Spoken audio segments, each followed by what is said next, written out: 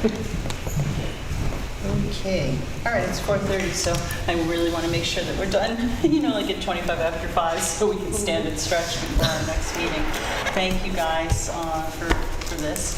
I just thought that Billy and I had a meeting talking about the summer, and I wanted to make sure that we got started early so that whatever these guys are going to recommend to us regarding some of the, rules for the summer, we have a chance to talk about and give them enough time to, get it all through.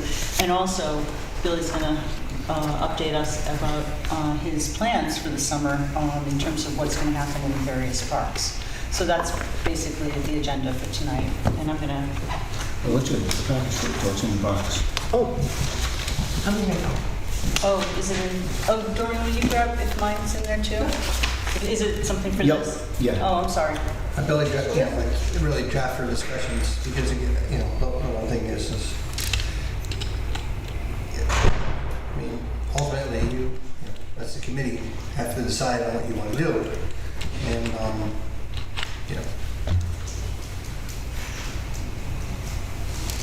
Okay. Ah, nice tie.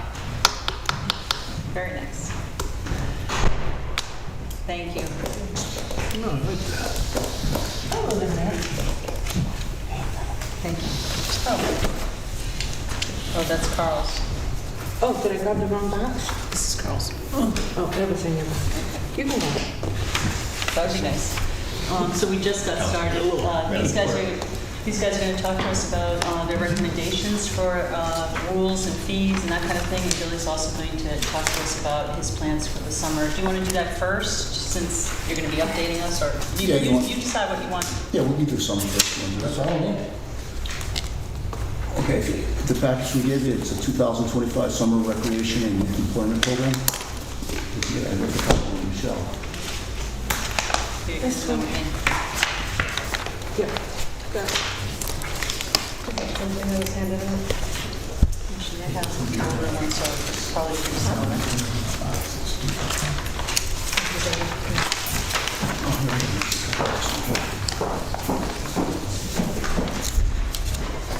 That's an undershare. So basically, what we're going to do over the summertime, I've been working with our community partners to establish what we're going to do in our parks. I've worked with Boys and Girls, the school district, Scary River, YMCA, cricket organizations, Cornell Cooperative, Schenectady, soccer, and the Blue Jays. We're planning on going in 4 parks this summer. We plan on going in Hillhurst, Jerry Burrell, Central Park, and Steinmetz Park. And one of the things I like to do in all the parks is show off all the renovations that have happened in the parks, the different things that the city has done over the last couple of years to enhance activities in the park. So when we go into Hillhurst Park, we'll be highlighting pickleball. I brought some pickleball equipment so the kids can play pickleball up there this year. Basketballs are natural, the basketball courts are good, so we're going to have basketball up there. We're going to hire what's called recreation leaders for our parks. Recreation leaders and seasonal people. If you look on the second page, it will kind of explain to you what the recreation leaders' activities are going to be, what they're going to do and see, what we're going to pay them an hour. We'll have 2 types of recreation leaders. We'll have recreation leaders that will do general activities with the kids, interactive games and stuff, arts and crafts, nature studies and stuff. And then we're going to have recreation leaders that are going to do organized sports, where we're going to do basketball, we're going to have some tennis, we're going to have baseball in Central Park. When we get to the other parks, I'll explain what that is with them. And then the seasonals will be basically like their helpers. The recreation leader will organize activities, and they'll have, like, Dorian's a seasonal, you're going to help with kickball or something else. So that's the plan with them. Are they already here, Billy? Are those part of your guys? No, this is separate, coming out of our separate funds. Okay. Yeah, we're going to post towards the end of the month for them, and then we're going to probably end postings 3rd week in April, it looks like. And then we'll interview them, and we'll go through the process of bringing these kids on board. How many are you looking for 40 kids. total? 40 kids. Recreation and park? We're looking for about 15 recreation leaders and about 25 seasonals. And these will be high school students. High school students, some Or college. a little bit older. I've been working with the various organizations. I got Trish Pedro up in Hamilton Hill. She's been working with me. She's the Farley bus up there. Yeah. She's been really, really good. about helping out. She's gonna bring some people on board. I've got somebody for 15 Love that's gonna come in. We're gonna use them up there in Jerry Burrell Park. We're gonna have tennis. I've actually had tennis rackets and balls donated to us, so we're gonna have tennis up there. We're gonna have basketball in Jerry Burrell. Jerry Burrell, I've got the Chief Clifford. It looks like probably one night a week for a few weeks, we're gonna have SPD up there actually playing with the kids. And Very impressive. And I'm working with, I met with Sean Millinghouse from the New York Phoenix. Oh, He's a Schenectady kid. I've met with him already. He's going to do something. He's just trying to get through the season and stuff. Once he gets through the season, I'll make further contact with him, see when I can bring him on board and come up to the park up there. Did you say tennis was also at Hamilton Hill? Yes, Jerry Burrell's going to have tennis also. It's also going to have 15 Love or? It's going to be 15 Love. Amber's got someone from the neighborhood that I'm going to be able to hire as a rec leader up there. And then I've got some equipment donated from an anonymous source. They don't want to know their name, but I have some tennis equipment, so we're going to have the proper equipment. And then again, we're going to buy from Amazon some interactive games for the rec leaders to do with the kids as of, like math games. One of the things I noticed doing a lot of things with the school, just looking at things, math scores are low in Schenectady. So didn't want to make a park visit like you were going to class, but if I buy the interactive games, you're actually going to learn something and not actually learn it. So I've looked on Amazon, I've talked a little bit to Sarah. We're going to start to get them brought. So the big mat games are like 6 by 10. You're probably shake the dice and you move around and stuff. So it'll be learning but not learning. So I think that's a little something a little different for the kids up there. And then in Central Park, we're going to be working with Cornell Cooperative. I've talked to Angie and stuff. We're going to be hiring a few kids to help us out with some of our landscaping around our pool. yeah. And they're gonna help us with the watering and stuff. And then the kids are gonna go over and do a little work on Cornell, but they're learning about soil samples and stuff of how the gardens, the pH balance, and what garden soils are supposed to be like. That's great. One of the unfortunate things is our time frame. That's not gonna happen until July 7th, 8th, around there when we start. Gardens are already gonna be planted. Yeah. So I'm hoping if we can catch one of the kids early on that's interested in doing some horticulture stuff, I can get them on board and get them up there early so we can teach them, so we can send them in the neighborhoods. Trish is already from Hamilton Hills, already secured a plot of land where they want to garden.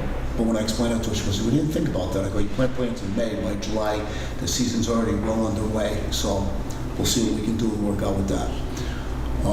We're going to be having the Scary Learning Center is going to come into Central Park. We're working on something with John McKeeby from there.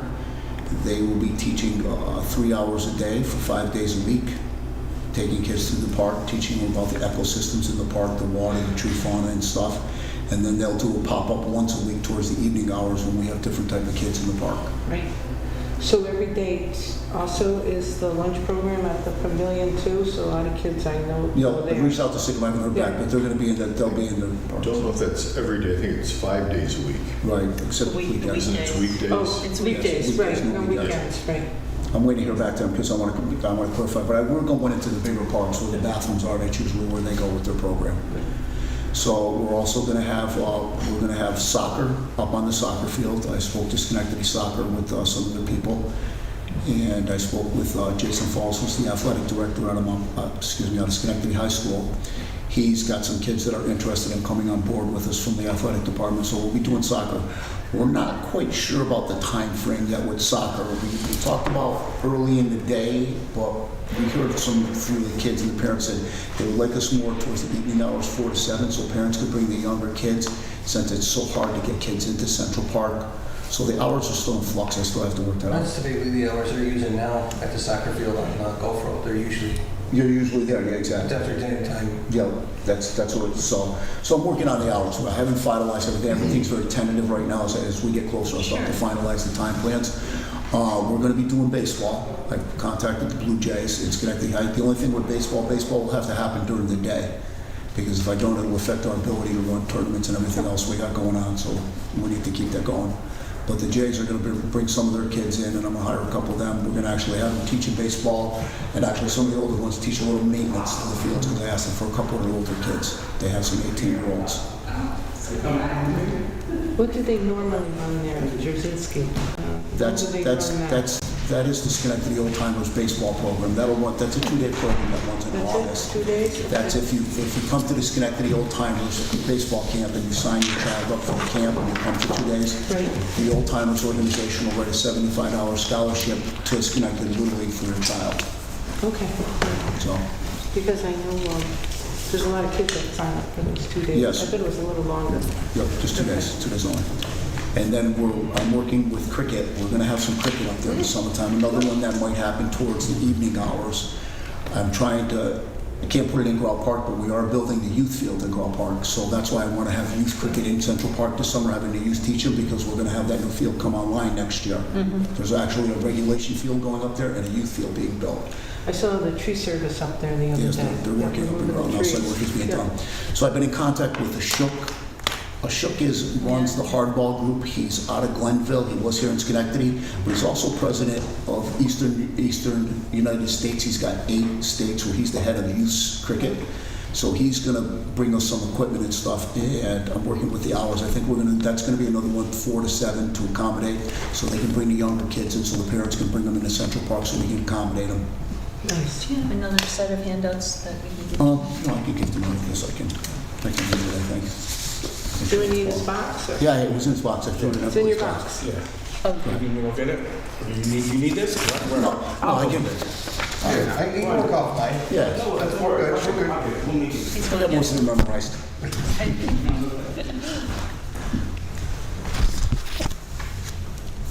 So who plays that grout now?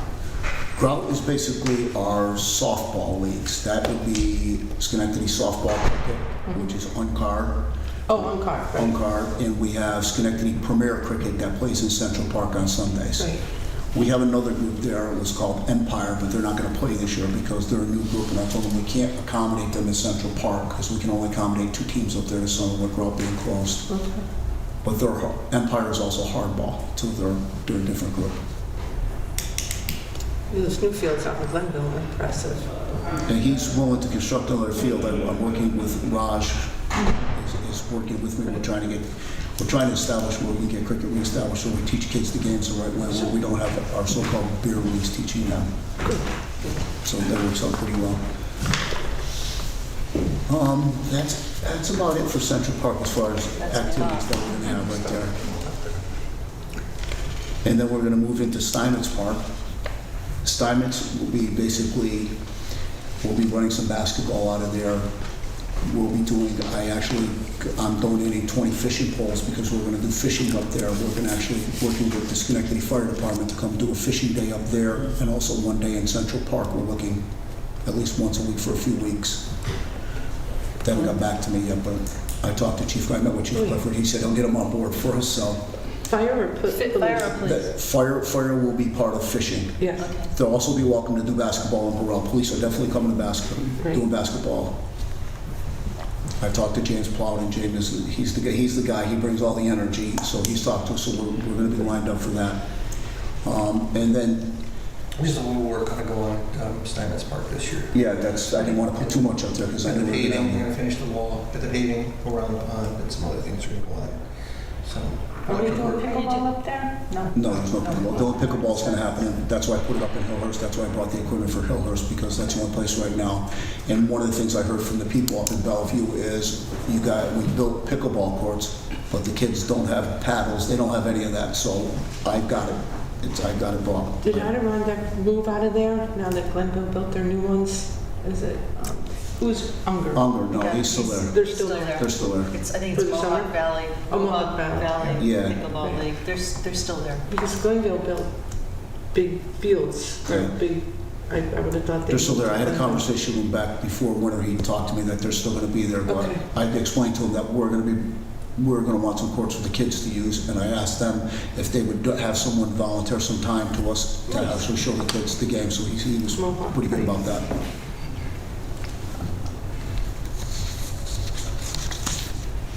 And like I said, I'm working with Trish Kristen up in the north end. Trish Pedro from over in Hamilton Hills working with me to bring some neighborhood kids in there. I want to get as many neighborhood kids hired as we can as the seasonals. The rec leaders, I'm leaning towards more of the older kids from the high school, like the basketball players. Jason Falls from the athletic department. He's got me a senior and a junior lined up already. He said, I got them, Bill, they're ready to go. They're going to work with you, so that works there. I'm also looking for girls basketball players. But we need to include the girls. We haven't heard back from them yet, but I'm trying to get a girl to be a rec leader up there. And then the one other one I met when I met with Jason Falls, and I met with Billy Kent.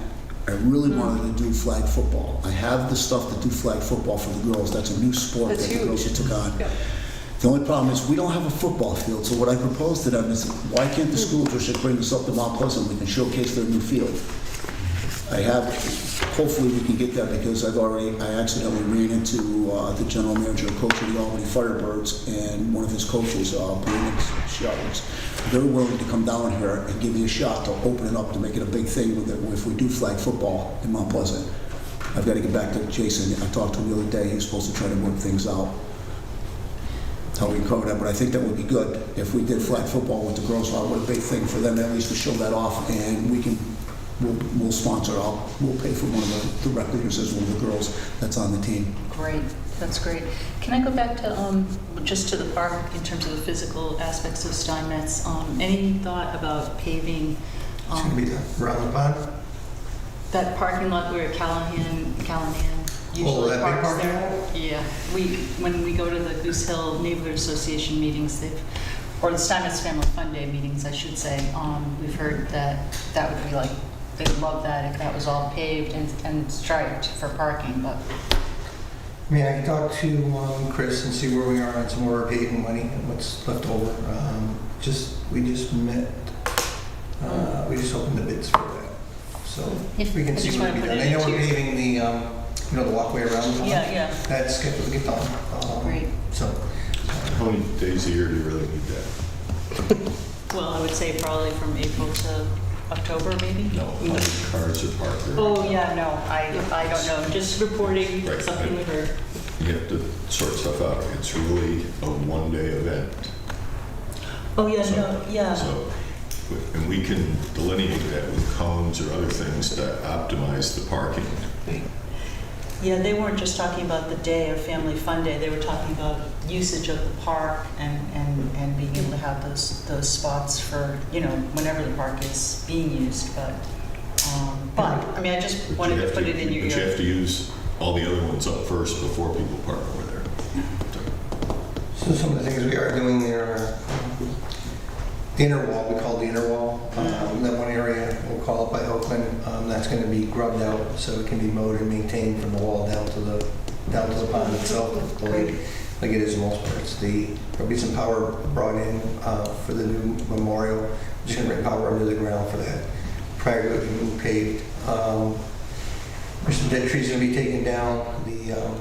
The brook, I'll call it the stormwater, that gets in there, going to get re-swaled so we can mow it a little bit better. So, and then the upper part, where it's overgrown. A lot of it's overgrown just because the water it just can't get to the pond. It just backs up. So once that's swaled, we'll be able to cut more of that upper area of the park. It'll look a lot nicer. Some of the trees will be taken out. So. Okay, thank you. And that's it for the summer right now. Okay, we did Then the fall. all fall. Fall, we're closing down. We're just talking summer, we're talking summer.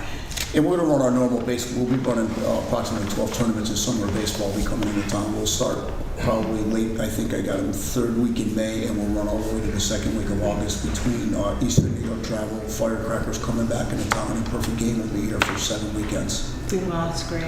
That's So- really good. How did your food trucks work out last year? There were a few tournaments with food trucks? It was really tough on them because one of the things that traveling teams are traveling teams. The first thing they ask, where's the local price shop or where's the market? Okay. They want to go to the market. They want to buy fruit and stuff. Another vendor had been in touch with me. I gave him my information. I haven't heard back. I'm going to call him.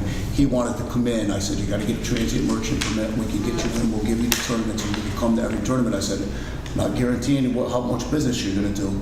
But he's willing to try it. I know a lot of the teams walked over for popcorn when we were doing, Music Haven was Yeah. going on. They'd come over for popcorn, hot dogs, hamburgers, pizza. You know, They'd walk over, when those were on a Sunday.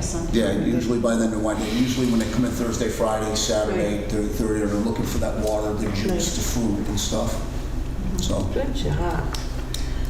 So you talking about the basketball tournaments? Are you, I mean, not basketball, Baseball. are we gonna do some tournaments for basketball, or you're saying like, I haven't heard from anybody yet. I'm gonna go into Burrell, and once I get the 2 kids from the high school there, I want them to tell me, say, listen, we want to do this type of tournament, and then I'll work with them. We'll put a summer tournament on that the kids are going to organize.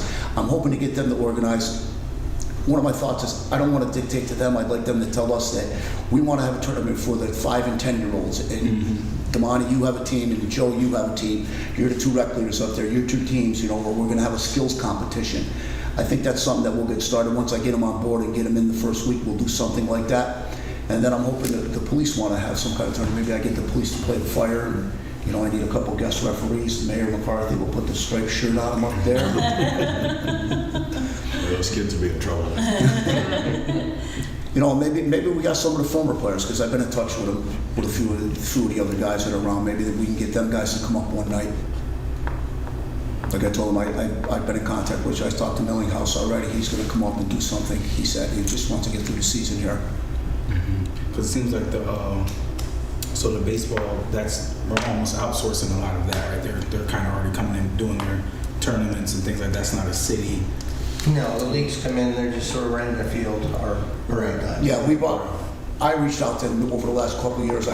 As people seen that we were able to host them and we were good at doing it, we bring Perfect Game in, which is a national organization, which is a big time group that comes in. It's I don't know if you're familiar with what they do. Perfect Game used to be, remember years ago where college scouts used to go out and scout the teams, and they'd go, Joe Mancini, and they'd write things down. Now Perfect They Game, still did that. They did that a lot. well, they still do. Perfect Game offers now what's called the Diamond Cast. You buy the Diamond Cast as a scout, and it's a box that goes up on the fence, and they Diamond Cast the game, and it spits your stats out and everything. Wow. And then they look at you and they say, hey, we want to go see this Damani Farley guy. Where's he playing next? 2 years ago, we had a kid that plays for All-Stars Academy. He's out of Vermont. All-Stars Academy's out of Latham. We probably had 30, 40 scouts actually come to the game because they wanted to see him. They wanted to talk to him. So that's one of the things they do. Because I'm thinking, is there a way to kind of have that same approach for the basketball tournaments, And I also think, I know there's a lot of attention that's around, like especially some of the players that are getting attention to scouts, which is really cool. But also for the development, because I see just from my limited scope, what happens in the city is and I'm more so once we get into more organized sports, one of the things that coaches talk about is that it's difficult to be competitive because other municipalities, through whatever structure, have more of a consistent early introduction to sports, and it's more organized. They're learning earlier, they're developing their skills earlier. So therefore, they a lot of times some of the cohort will stay together. So just hearing some of the staff talk about why they feel like we're not competing, and that's one of the contributing factors. So that's just mine why I'm asking. Yeah, that's one of the purposes why I wanted Schenectady High basketball players there, so we can start to bring the younger kids in so they can see, so the kids can teach them. What you're talking about, I remember years ago, God, I'm going to show my age, there used to be the old YMCA league used to play all the time. Mount Pleasant YMCA, whereas Mount Pleasant Commons now, in the summertime, there was a summer league that played in Schenectady. There were high school kids. It was crowded around there. I'd like to try to get something like that in Burrell. Would be nice if we could have one night a week where we could bring in the teams who would come in and we'd have our Schenectady group there, different age groups. And it's something I'll Damani, do you have any contacts of people who have leagues or teams or? So I know people that are involved and I think more so AAU type thing, and I don't know that this would be necessarily appropriate for that. I know that's usually indoors and there's a lot of costs associated with that, and we want to make things more accessible. But those might be good starting points to talk to those people and say okay, but your offering is not exactly what we need, but maybe you can point us in the right direction. Because we like to see the kids have that organized experience, instead of just kind of playing. Also, you said with I remember going to the different schools, I mean, and programs, you know, I mean, I grew up in Stuyvesant Homes, we went to Grove Park. There was a gentleman in Stuyvesant Homes, you know, the school would give him the gym at night. And, you know, all us kids would go up there and we'd play basketball, you know, from like, you know, Just going 5:45 to 8 o'clock, and he closed up, and you know, that's not offered no more. You know, it used to be at St. Luke's, you know, they We used to go to Steinmetz, and when I was in Mount Pleasant boy, we used to go to Steinmetz and play all the time. So I saw I kind of like that idea, though, to Monty, maybe one night a week, or, you know, one night a week we could get different teams to come in and play. We'll see what we could do there. I'd like to see the youth. That's why I was encouraging the kids that are going to be our recreation leaders, form yourselves a couple groups, and then have different teams so we're playing together. So our younger kids, you know, maybe get saws up there. So we start to integrate them, you know, in the drills and all the skills and everything at a younger age, and we got them actually doing competitive stuff inside. You know, Belmont Popcorn is a perfect example of how things are done. You know, learn the Shenandoah system, get them this big. By the time we get them this big, when we tell 32 dive, they know exactly where they're supposed to go, what they're supposed to do. Our soccer league's still huge, right? I mean, Yeah, Schenectady I was a soccer's pretty big registrar up there. for probably 15 years, and I used to register maybe over 600-700 kids Wow. from weekends throughout. Yeah, yeah. Wow. Frank Tedeschi, there was a bunch of us. Only thing I like is parking up there. Parking is tough up on Golf Road. Questions about any of the programs that, I mean, it's really, I think, very comprehensive. I mean, I'm excited about everything that you have in play here. I saw the new swings going up at South Park today. Almost all. I called you, you were like at the intersection. I'm like, go ahead, because I wanted to run over and take a picture. Like I said, we got all the replacement swings around here. We still have Carey Street and Steinmetz to go, but we replaced the swings in all the parks that were missing. Great. We're almost out of swings because when I did the inventory, we had one number, but more have disappeared over the winter. But we've almost got everything all replaced. In all the parks, that's great. Is the county softball justice league done? Yeah, they haven't played in years. Has it been years? Yeah. It's been years. I think when St. Bella retired. Brad McCormick took the lead for a while. Oh, okay. That was the last year I played when Brad McCormick took over. Just reminiscing. Gotta resurrect that, yeah. That was a long time ago. That might be a while ago. Was it? Have we had luck in the past Yeah, getting 20 years. 40 students or 40? Only 19. What was, I'm sorry, Dory, what was the question? They're committed children, because, you know, you hire them, we're gonna rely on them to be there, and, you know, kids are kids. You know, when summertime comes, you know, do it for a little while, and then, you know, it's summertime, we do other things, but, you know, we're gonna have some, you know, alternates too that we can rely on. Yes. We're working with the SOR officers out of the school are helping us recruit some kids. I talked to Chuck Rumsfeld. He's already got 3 kids that are lined up, so he's on board with helping us recruit. And the Boys and Girls Club did Steinmetz last year. Will they continue to run that? We're going to marry our programs into theirs. We're going to do things, they're going to do things. We're not going to, they can do their things, we're going to do a little bit different things. That's why I instituted fishing and stuff. I know what they're doing. I got a good idea of what they're doing. I'm going to do other things that they're not doing. Yeah. Yeah. I'm reached out to YMCA. I haven't got a call back from David again because they're going into Burrell, and I want to make sure that our programs can coexist. One of the things that's going to be great about YMCA is they're going to bring actually adult mentors into the park with them. Whereas in our program, we have one mentor, one person that's going to take care of all the kids. You. Me. I would volunteer my time to help you in any way. No, we should be good. I've talked to a lot of the different kids I've talked to already. You know, talking to Trish up on Hamilton Hill, they've got kids that actually understand what they're going to do and are willing to, you know, understand that they got to be there. We're going to count on them. Will you have like a big kickoff kind of training day? Maybe If for that's all my the plan, kids? yeah, try to get everybody together at one time. That'd be great. It'd be important to make sure that, like, how we're onboarding kids that we're, because we're in a tough spot. You know, you definitely want kids that understand the level of commitment that it's going to take. A lot of those kids, they understand because they've had some level of experience with that. And I know, like, you know, there's a big value in having students who don't always present like someone who needs the opportunity or will take it serious. So just to kind of keep our eyes open for those kids who kind of need it the most. kids who need it the most sometimes ask for it the least, or in ways that we don't understand. So it's just something to be mindful of. What about transportation? Would there be any transportation for these Do you have kids to something work? specific? I was just going to. Yeah, I mean, is there a criteria, like, so I guess, like, is there a general criteria when we're talking to people, we're saying, hey, you know, this is the type of kid that we're looking for? Like, is there, like, what are those conversations like? No, I mean, the rec leaders are more just more mature, the actual, you know, what we'll call the sports rec leaders to organize things, but then, you know, the attendants, or, you know, called the seasonals, they're just gonna help maintain, you know, you can have one rec leader, but you gotta have some kind of person with it. Yeah, for sure. And would there be any type of transportation for them?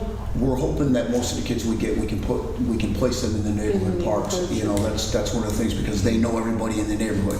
One of the things everybody said to me, why aren't you doing more in Central Park? One of the problems is transportation. I can't get the kids from Hamilton Hill up to Central Park. Right. If I'm running programs in Central Park, it's easy for them to walk 2-3 blocks to get to the park, knowing that activity's there. I think you have a lot going on in Central Park. Did you say that? Yeah, we have activities there. Some of it's going to be more involved with parents. These are the daily activities, like the 12 to 6. I believe that's what Okay. we're going to run 12 to 6, where the The 4 kids to can just 7 walk. will have Yeah, so you can parents walk that over to bring the them. park and you know something's Someone going can on. Where if you were a 9 or 10-year-old and you said, Mom, I'm going to walk to Central Park, she's going to say, Yeah. Well, You did that when you were young. yeah, we go to yeah, we lights, all did but that one. First thing I different day and went- age, but I think it affords more of an opportunity for, like, the neighborhood groups. I reached out to get some kids in there, let them be employed in their own neighborhood there, and they know everybody there. So I think that works out better. Yeah, they'll That bring was in more, they'll the bring in more place to kids. be when we were kids. You kidding me? Well, in the park, but when we were able to participate and be a rec leader. I mean, Product of the 70s Yeah. in Schenectady Central Park, at Parks. In Parks, I was at 10th and Webster. We had Debbie Neely was our recreation leader with the green box that had the key on the green box, and it had the tether ball, and it had the Everything volleyballs, and it had inside of it. everything. Gordy Hamill was the baseball guy that used to travel from park to park and organize a team, so there was competition between baseball teams there. I that's forget good. who was basketball. We had arts and crafts that traveled into all the Yeah. parks, so. But you had a lot more youth involvement back then too. I mean, you know, Yeah, we didn't have a lot of, you had electronic stimulation, you know, games and stuff. all right. So now, if there's no more questions about that, I'd like to, talk about the rules and fees, pool rules. And I had sent out just what this committee had discussed back in October. But really, Paul and Bill have done their own. And I think that's what we really should focus on, because they've definitely reviewed and looked at what the committee had talked about, but there's some changes and some things that they would like to recommend based on their experiences. And you can, I mean, you know, we discussed a couple things that you went over, a couple things that, you know, Billy had brought up. And, you know, I guess right now, you know, we all know that the lifeguards are the authority at the pool. You know, they're the ones that are directing what, you know, what can be done, what's appropriate, what's not appropriate. And you got a copy, you know, for discussion. Now, first of all, lifeguards are the authorities at the pools, and their direction must be followed. Anyone not following the direction could be asked to leave. You know, we do have to post these. We did lose in the windstorm. You know, the one main, the old pools that were out, they got ripped right off the building. Not by vandals, just ripped right off with the wind. Everybody in the swimming pool must wear swimwear. The one thing that Billy was told from Julie, the Boys and Girls Club, is a lot of the guys come and they want to swim in their underwear. They just think that, you know, their boxer briefs and stuff are swimming trunks. Not appropriate. You know, so Also not appropriate are diapers. There's actual That's- Yeah, we have That's in here. That's coming too. Oh, okay. Yeah, and it It's in was, there. you'll see that there's a lot of overlap. next. I mean, I'm seeing this for the first time too, but there is a lot of And- overlap, I can what tell I did, I already. pulled off of what you guys had already. I tried to put it in some order and added other things that I spoke to. And again, follow with. these aren't really the rules, are up for discussion. You know, children up to 5 years old must have an adult in the pool with.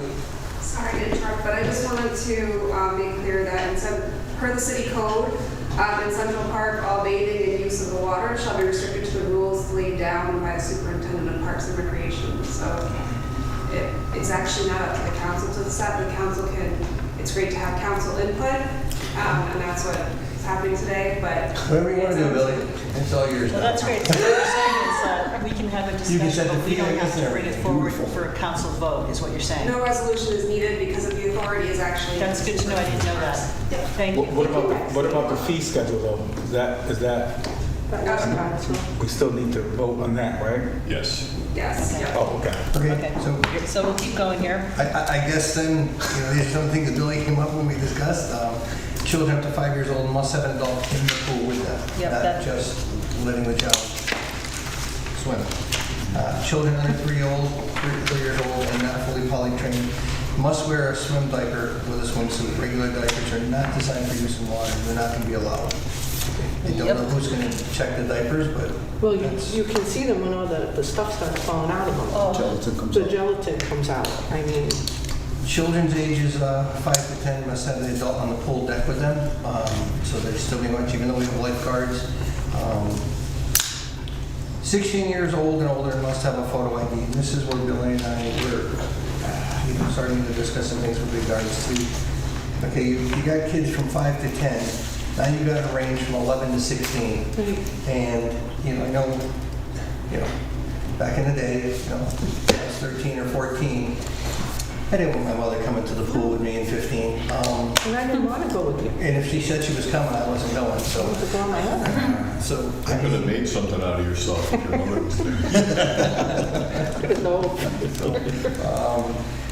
So we have this sort of gap in age where, right now we've got 16-year-olds and older must have a photo ID. Children's ages 11 to 16 must be accompanied by a parent, and that's what we had a question mark, an adult who is responsible for the safety and behavior while at the facility. And not every 14 or 15-year-old is going to have a mother or a father with them. So, this is something we weren't sure, we put a question mark on this. We don't have the answer. If we're We don't want to turn anybody away. we're going to turn kids away if they come up on their bicycle at 14 or 15 years old. We're going to tell them they can't come in. I mean, it was something that we talked about at the last Health and Recreation meeting. When we looked at Albany, Troy,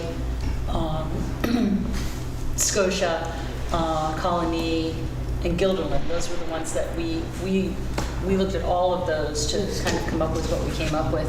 I mean, like I said, we're totally open to taking recommendations from you guys.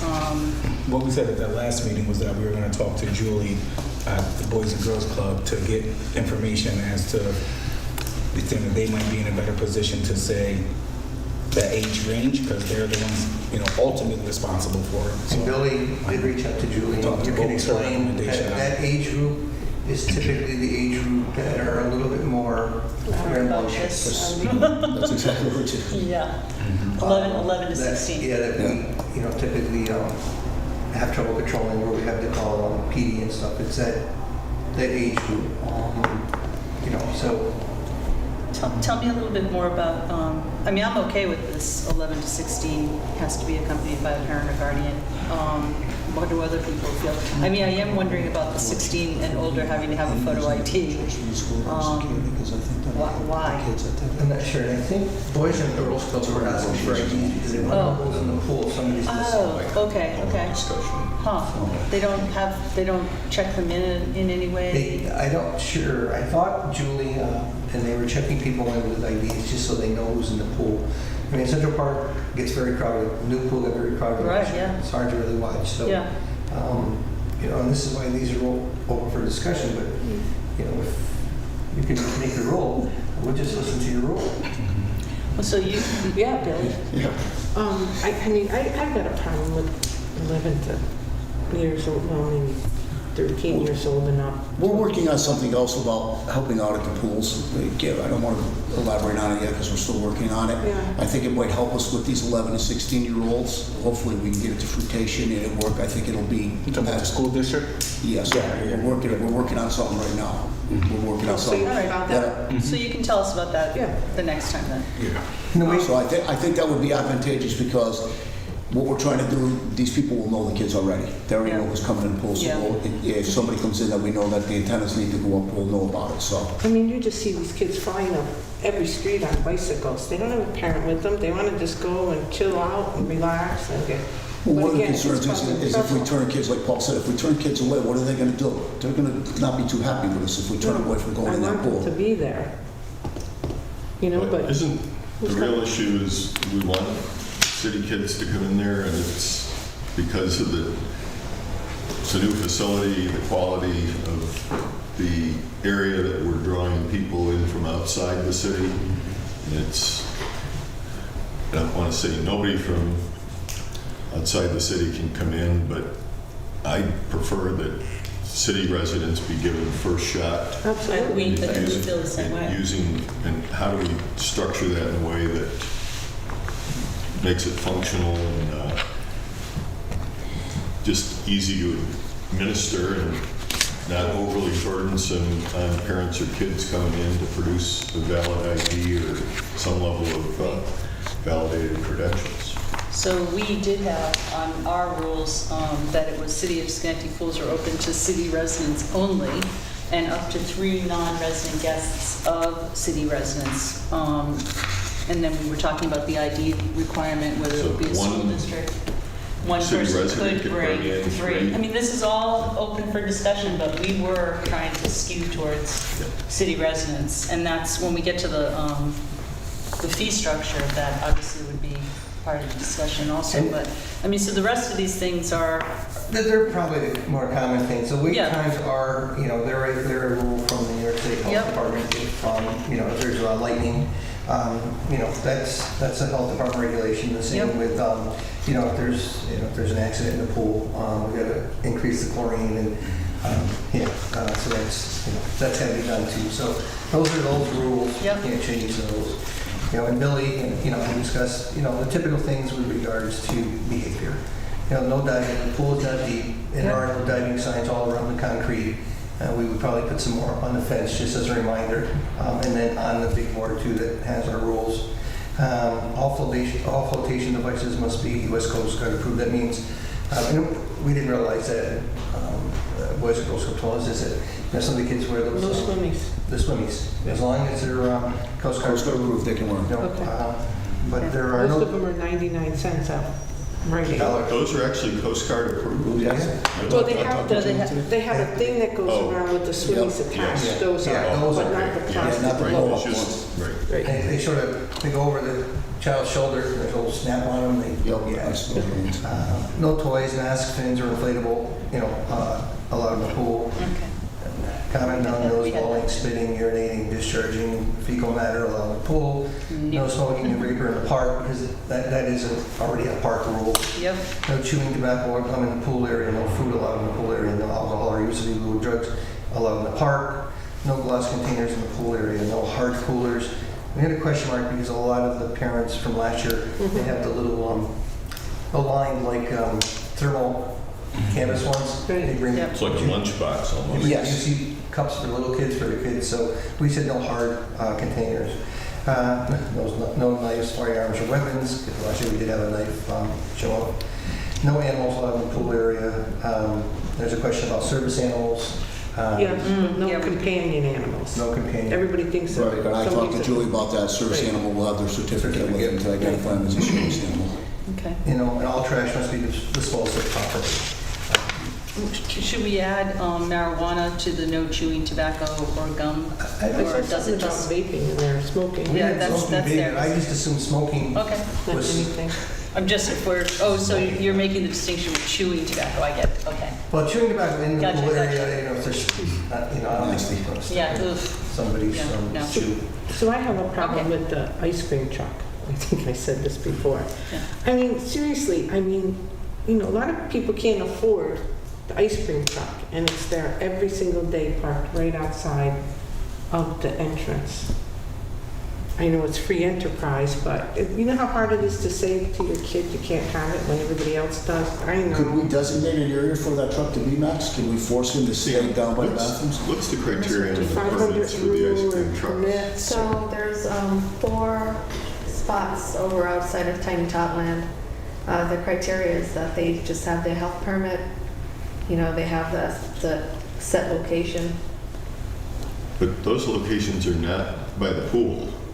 No, they're right outside Tiny Tot. Right. They're on the backside of Tiny Tot Lane there. And some of it, we haven't, it's only because the pools come in and they really didn't consider it. That used to be the point of activity, or whether it was for Music Haven or things going on in the pavilion. So we could still tell them they can't park there. I think that should, you know, definitely be something. I mean, you know, they're charging $3 for a bottle of water.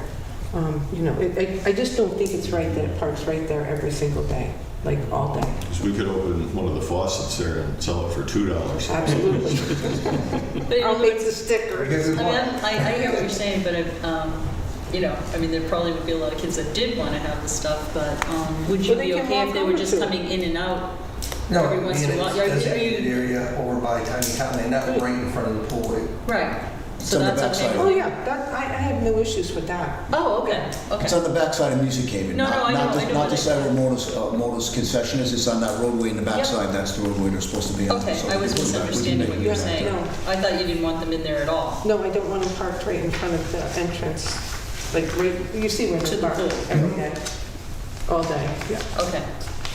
You guys okay with that? Yeah, we Well- would just have to open the gate to that because it's a secured area. We keep the gate closed because we don't want people to travel in, so we They can't, can we'd come have in to the get other them in. way. No, but if you come in from Wright Avenue, you can come Yeah. into, Yeah, and that's, then, You can't get on that roadway. That roadway has a gate across it there in the back of Tiny Tot Land. it's not the No, back. it's to it's the front, left. it's the front, sort It's by of between the- the pavilion. It's you're by the pavilion.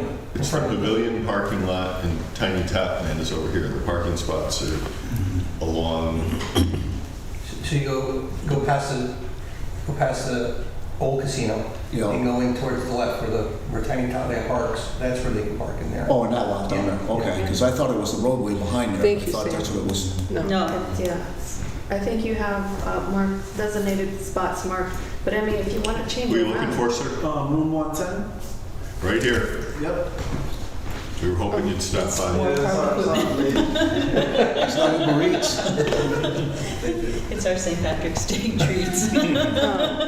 so, Thank you. I know like when I get up my permits, like any outside vendors can't park within a certain amount of feet to sell outside things that are, so. So we're talking the area left. It's just gonna left of have the to Right, be- casino. so we need to Down have there. parks Okay. designate Yeah, the location that's a good area. that they want. Yeah, and it may be is when you're issuing the permit, we could do a quick map that shows them. Yeah, Bill, if you want to tell me where we can put them.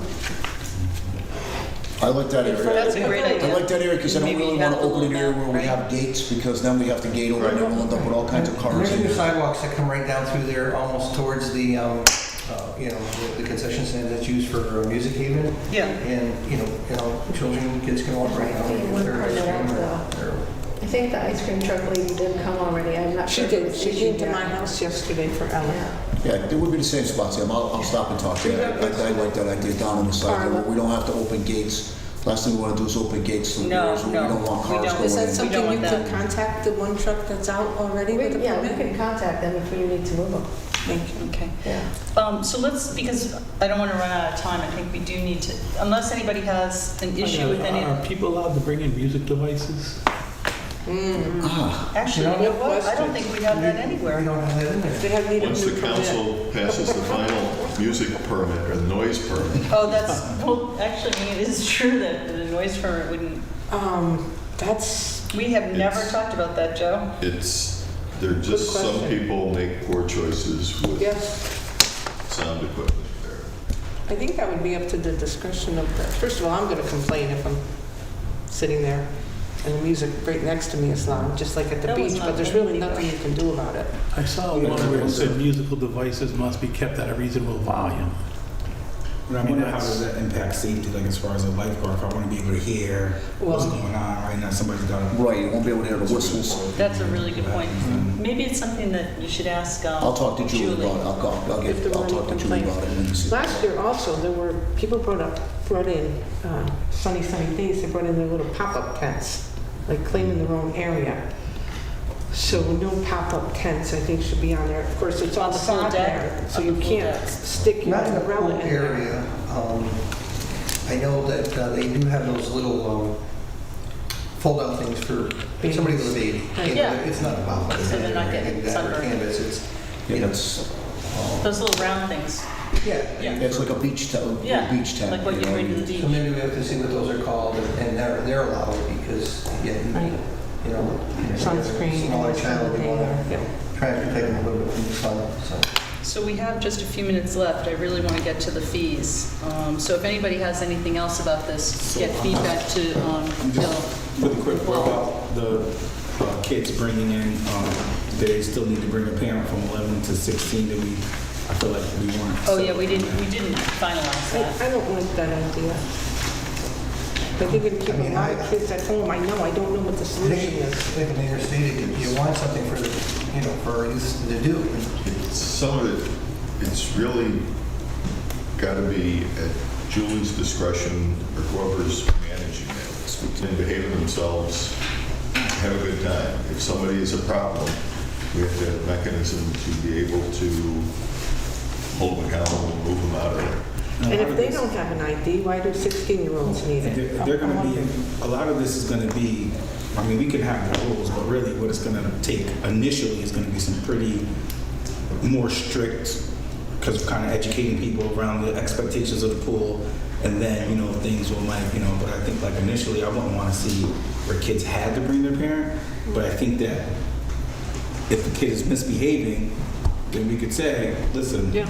you have to bring a parent if you want to come back, or you cannot be here if you're. I think the other thing too is, we know it's summer for the children. Most parents are still working. Yeah. You know, and at 15, you know, you're not looking for the babysitter to take you to the pool. I mean, You don't have a babysitter at home. yeah, normally at 15, you might be babysitting for your little brother. You might be taking him to the pool. Right. You know, so. What age for the process for issuing the IDs in the school district? Oh, I think, sheesh.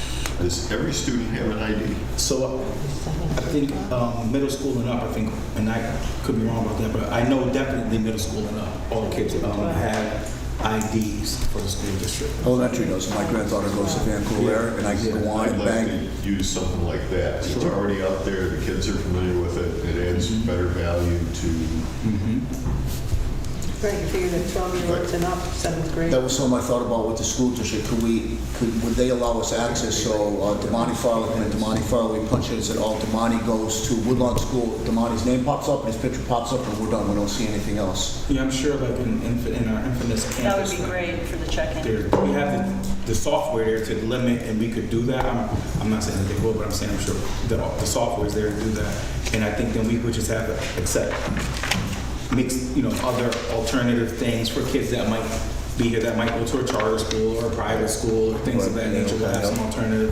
Is there, I mean, Okay, so we'll, 7 minutes to discuss the last thing. I know, we're First not question. even I really need to get The this. biggest So- thing is one question. So what we Is there had. going to be a fee?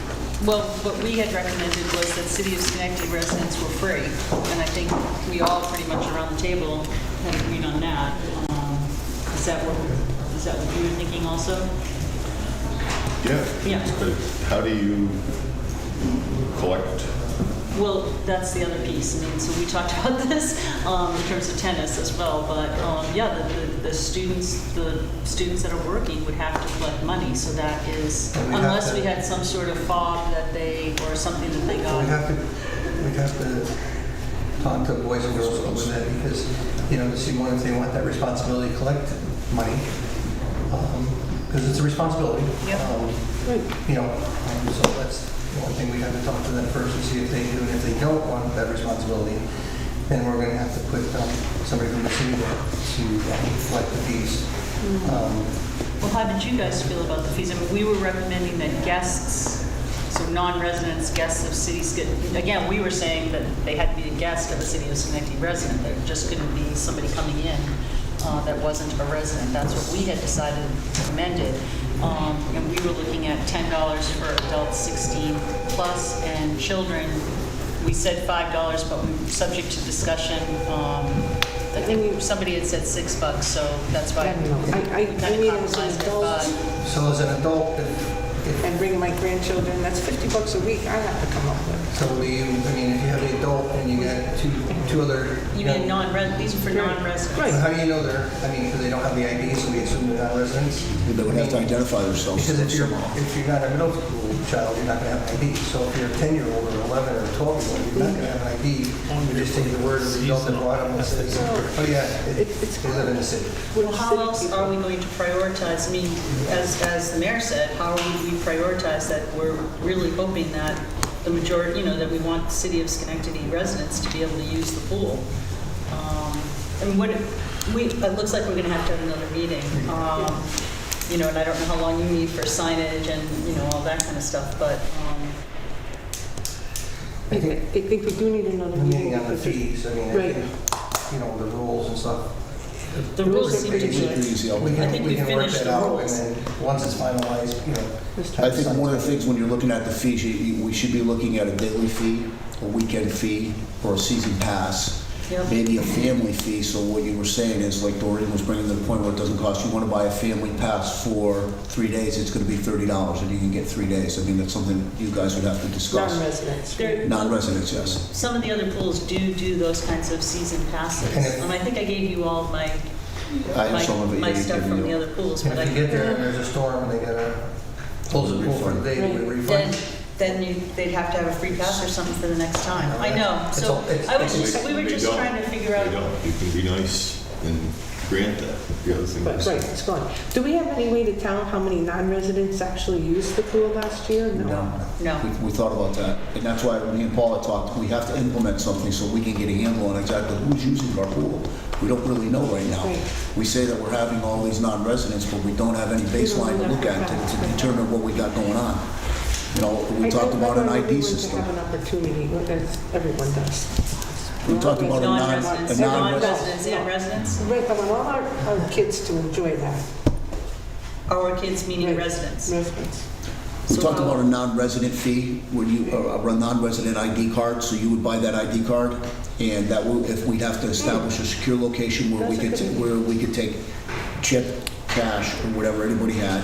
You come with your ID, and then your ID card, you buy your ID card, and then we know you would be processed in. Right. You would come in that day, say, oh, I'm here, I want to buy a 3-day pass. Boom, you were in. But that would take a little bit, we need a secure location to do that. We can't do that at the pool. There's too much transient population moving around, up there, kids moving around to have someone accepting. Well, the other thing is What maybe about- they just get an annual pass. There is no 3-day, 5-day, or 10-day. It's just, like, the pool's open 8 weeks. If you're a non-resident, this is the fee you use the pool for 8 weeks. There you go. And I that's like it. a It's non-resident one pass time. versus a resident pass. Yes. Because that reduces the amount of people coming through to get another pass again for 3 days, and then 3 days, and then 3 days. Maybe you got it for 3 days. What are we gonna have? We're gonna have Good suggestion. a little sticker thing, you get a punch a hole in it, and 1 day is up. Maybe We've talked about so many different scenarios of what we could do, of how we could do that. Maybe it's a week pass. Maybe Doreen's family's gonna come up for a week and they wanna get into it. They can buy a week pass, or you buy the season pass. and You can bring your friend with you. Yeah. So, okay, we will have another meeting. Maybe you guys can pitch a recommendation to us based on everything you've heard and everything you've already been telling Try to come up with us. something that is manageable. Okay, that sounds good. And I'll get some dates out to people so that we can figure out when we I'd can say do the it. sooner the better. Oh, yeah, no, definitely. Next Definitely. week. Well, maybe we can do it And we're scheduled to open. before the next but take a council couple off. committee meeting, Yeah. which is what? I mean, if the things that we're talking about are fee structure and the age, right, are the two things that are. I think the age is good. They come to the parent, yeah, the adult accompanying them. Right. Right. So And the fees. And the fees. Those two things. Right, so, okay, and then maybe you guys send that recommendations, and then, So what about, is everybody, why do I have, actually, we don't have a meeting on the 31st. It could be any time.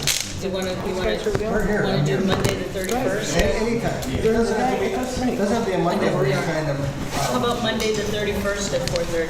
well, it doesn't have to be on Monday. No, it doesn't. I was just trying to- I'm going to go Friday before, so you're prepared for the Monday meeting rather than trying There's to. no council meeting on Monday the 31st. It's So just we does need that work time. for everybody? yeah, like, actually, we should do that. Okay, does that work for you? I gotta take a look and see what I got. Okay, if you let us know. Okay.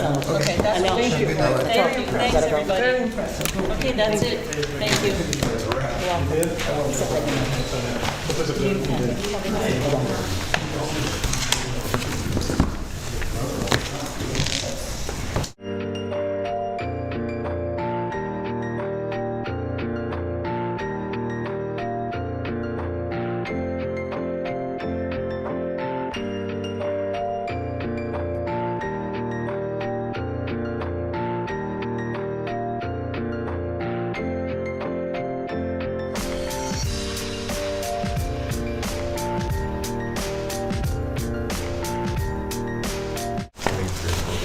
Yeah, well, Corporation Council and Sam's gonna come back and,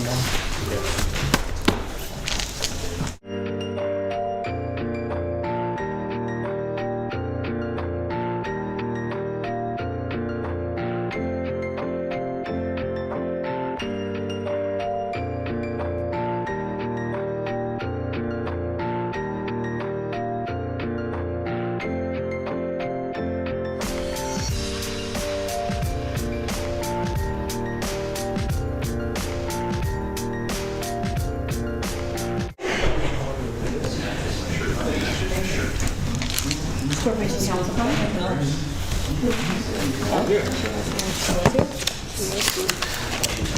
Just getting some reviews.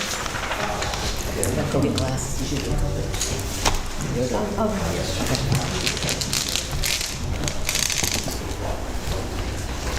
John, I think it's some yellow powder in my hair. I just want to remind you, you know what you're getting yourself into. I'd like to call to order the Schenectady City Council Committee meeting for We didn't get anything. I'd like to call to order the Schenectady City Council meeting for Monday, March 17th. Happy St. Patrick's Day. And we're going to start with a presentation for a DRI update. Mr. Wallen.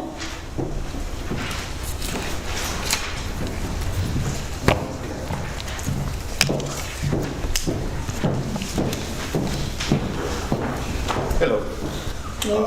Mr. Rogacape and myself wanted to give an update on the DRI process as we're coming up on an event coming up this week regarding the DRI. So I will let him start with the update and then I'll go as we go. Yeah, good evening, everybody. We just wanted to give you a quick update on where we are with the projects. As you know, the DRI was awarded in 2019. Quite an extensive public input session was put together to come up with the projects we're working on. If you want to just... so it was a bunch of infrastructure projects we'll go over with you now, and then there were some economic development projects as well. What's been done to date on J Street, you'll see the rest of the catenary lights have gone up. There's a nice sitting area, nothing to sit on yet. We're waiting till the weather to turn, so we'll have the furniture out there soon. In front, which will have some signage farther delineate the pedestrian walkway and the improvements. They're also going to be starting next week, so they'll be taking down the existing arches that are on the ends of the alleyways and replacing them with a new concept that's been developed in coordination with the JSBA. And then we're also putting in some new tree surrounds around the existing large tree, and we're going to install a new tree with a new tree surround as well. So overall, it's going to improve that area altogether. And that's Danielle Group on our team. She's the brains. She's the brains behind the operation. No, that's fine. I'm going to turn the slide. That's good. So if you haven't seen the murals that have gone up around town, we've worked in coordination with the Albany Barn to implement the new downtown art, which has gotten pretty good, strong reviews, adds a lot of color throughout the downtown. Okay, yeah, we just what is the ongoing work right now and where we're going. So that's a picture just taken a few days ago of the tunnel behind Old Town Fresh, the J Street Elko Tunnel. We've fully repaired it, stopped the leaks, in preparation for some significant improvements, art improvements, working with great community studios. So that's ongoing right now. As Danielle mentioned, pedestrian walkway, the alley signs, the ones that are remaining, they're all rusted out if you've seen them. They're past their useful lifetime. We have really nice decorative new signage and lighting going in there. The Heritage Trail off of East Front Street, so it connects the city's East Front Street pool back to the Elko Trail through the National Grid property.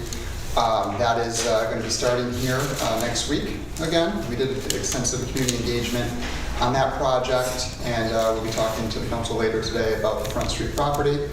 And yeah, and then we talked about the arts. So one thing we wanted to bring up on the art project, so everyone's aware, a few different things. One is in the roundabout area in front of the casino. We have fabrication of decorative kite sculpture that is being partially funded through the DRI Arts Grant. Should be a nice entryway into the community. We'll do some landscaping there as well. That's also partially funded through Rivers Casino, and then a private individual who wanted to donate to this area. Her husband did some work with the former Elko campus. So we're really excited about that. Again, that will happen in the spring. Up top is the Stockade Gateway, just another improvement on Erie Boulevard. There's an arts component there as well, and we'll see, you know, as you get closer to the end of all these DRI projects, it's kind of what funds remain. We'll see if there's anything to put in there for, you know, the art component.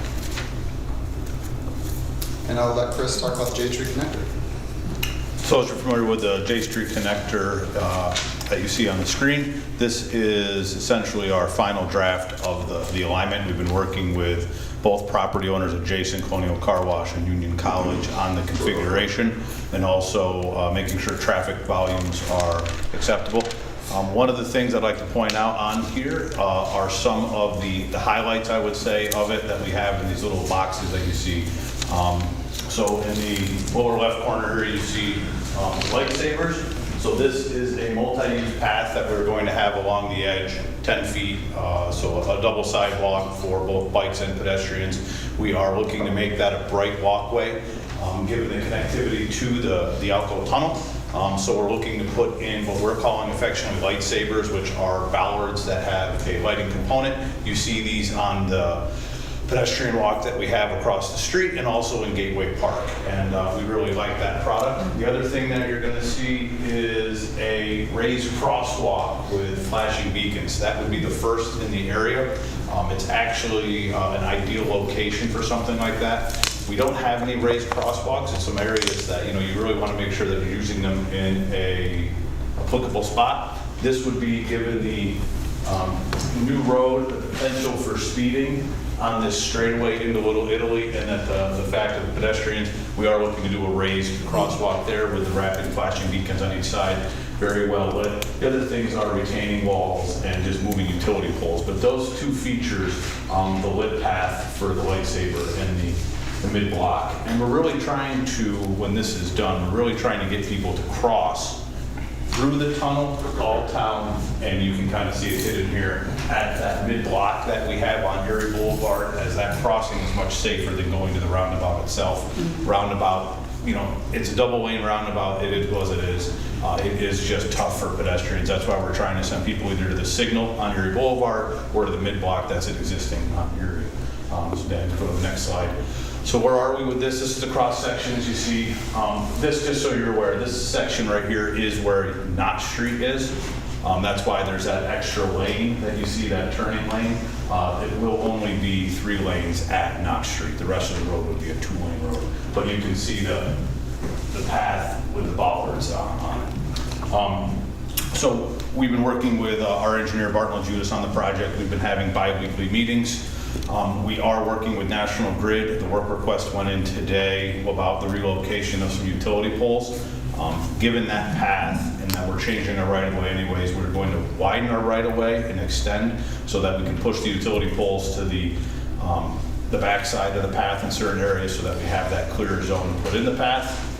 We've also met with both Union College and Colonial Car Wash about the acquisition of property, and that was what we have with the final preliminary design to make sure that our impacts are light. If you went back one slide, I'll just show one of the things that we really wanted to make sure we didn't impact was this area here. It's very tight, hence the retaining wall.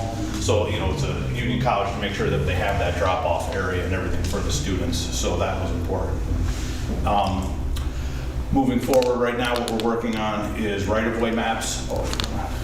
Right-of-way maps that we could present to you with the agreements for Union College. Metroplex is working on that with us about acquisitions. I'm not as familiar and strong with right-of-way acquisitions and things like that. We're also engaging with environmental services because this area is part of the former Alco, so we're working on that aspect of it as well. But as all this is going, we are anticipating that having construction to begin in the summer of this year.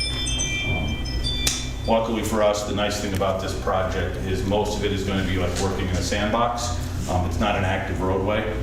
It is a closed roadway, so we're hoping that we'll be able to get competitive schedule and competitive pricing. The one thing that is out of our control is National Grid, but we have a good rep that we've been working with, and we're really trying to coordinate on that with him. So that is where we are with J Street for now. What was the next one we had? Signage and wayfinding. Is that David or Danielle? Did you want to handle it? I can do it. Sure. So one of the other pieces that we've started working out, again, this was, they're extensive projects, and we're trying to chip away at it, but this is an exciting one. So if you've gone to other communities, you'll see some decorative signage with wayfinding capacity there, so something that says, you know, the harbor this way, downtown City Hall, and having a unified look to it. This is one of the funding programs that came through the DRI. We have a consultant on board. They've done a tremendous job coming up with some key locations. They've gone through the signage that we do have throughout downtown, some of it very dated, to come up with a program moving forward.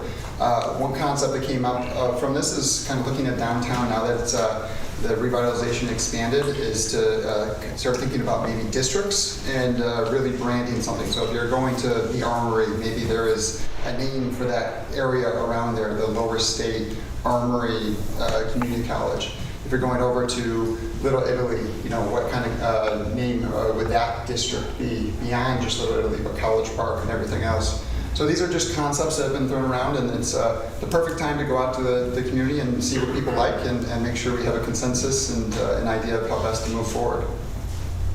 So just some preliminary concepts of how these might look. Again, trying to utilize some of the existing pole infrastructure, but still have a decorative element to it. So these are all the ideas that we'll present to the community at a public meeting where we, it's going to be told you about at the end of this, but we're trying to use color, trying to maybe brand each district with its own concept, so people get more familiar. They don't just say I'm going to one location in the community, but they start saying, oh, if you're in that area, so and so can also go here, here, and here. Downtown lighting. Yep. So downtown lighting, this is a fairly basic project, as you'll see here. The project was approved to replace some of the existing Cobra heads in the downtown area, essentially directly adjacent to this building, with decorative lighting like you see. So going from the old style Cobra heads to the decorative lighting. One of the things that's going to be is most of that lights that are there are the old style tariff. We're going to have to put in meters. So the two locations for this are downtown. They are Clinton Street from State to Franklin, which is the one-way section, which is the one-way section behind us. That section, it's one block. It should be fairly simple to put. And then the other section that we're looking at is Broadway from State Street to Liberty. If you recall, over a decade ago when that block from Liberty to Union was seeing a transformation with some of the restaurants in that area, we did that block with a partnership with Metroplex. This next block, as part of the DRI, is just to continue that work. And then the big bonus afterwards, it's not really part of the DRI, is that we are going to pave the roadway, because you can see the cut. That cut has been there for 4 years. It's in good shape, but we do get a lot of complaints. Why is the cut there? And it's that we've been working on this DRI project. This one, we have a design engineer lined up, and we're just looking at trying to get a survey and coming in for it. But it's a fairly straightforward project when compared to the J Street connector or even the wayfinding. So, first of all, about the cut. Was that created by National Grid? Correct. Right. So they're going to fix that one? No. So the idea with this was that they left that all the way concrete because I knew I was coming in to pave it with part of the DRI, but I was delayed with the DRI. There was a lot. So that cut is there until we come in through and mill the road up. Okay. Right. We can talk about the other cuts all over the city as well. Yeah, not every cut has that kind of an agreement, but when we can do it, we're trying to come in afterwards. The biggest coordination that we've done with them in recent was Union Street. was that was just a sidetrack. That was the city needed to do Upper Union Street. I coordinated with David and Ray at Metroplex and said, this is what we need to do. Brought National Grid into the room. They said, well, we don't want to do this for another 3 years. And it was like, well, I need to pave the road next year. So they moved their schedule around. And they do accommodate us with that a lot, moving their schedule around to meet our needs. So that was this. This one, I just fell behind on this project, but we should have been done with it at least a year ago. Now we're here trying to get it done. But when we're going to be putting a similar trench, a little smaller, in for the lighting, because we try to put the lighting into the roadway because it's more cost effective than ripping up the sidewalk when we do the trenching, because we're not overhead, we're underground with it. And then we're going to come through and do the road. And when we do the road, we're going to go all the way from State to Union, because that trench goes from State to Union. One other question. Could you explain the tariffs to meters on the lighting? What exactly is that? Yeah, so right now, lighting like this older style lighting, we're charged a tariff for a light like this, which is you have one Cobra head at X amount, and I don't know the amount. But when we switch to a decorative style light, National Grid requires that we put a meter in. So now they are just charging us based off of our energy usage in the meter. So that is it's a process that we have for all of our new decorative lighting. It will be in effect when we do the J Street connector. That's part of the electric service request, is we're saying that not only do we need you to relocate poles, but we're going to have a new meter, and that meter is going to, in that meter, we're going to be paying for the tunnel lights, street lights that are on there, and then the bollards. So we have these on Erie Boulevard, we have these on Kings Road Bridge. We typically use what's called a millbank. They're a green box. Meter sits in it. It almost looks like a residential circuit system where you'd be able to flip breakers to turn things on. But that's how National Grid prefers that lights be billed now, is through meters. So, first of all, just the word tariffs gives me anxiety when we're saying, like, talk about lighting, but for a whole different reason. But my question is, what does this, how does this kind of align with like the whole smart city initiative thing with this lighting? Is there any connectivity there or no? Sure. Well, once we have lighting like this in place, I believe the smart city network is wireless downtown. Correct? Yes. There would be, so there's a mesh network. correct.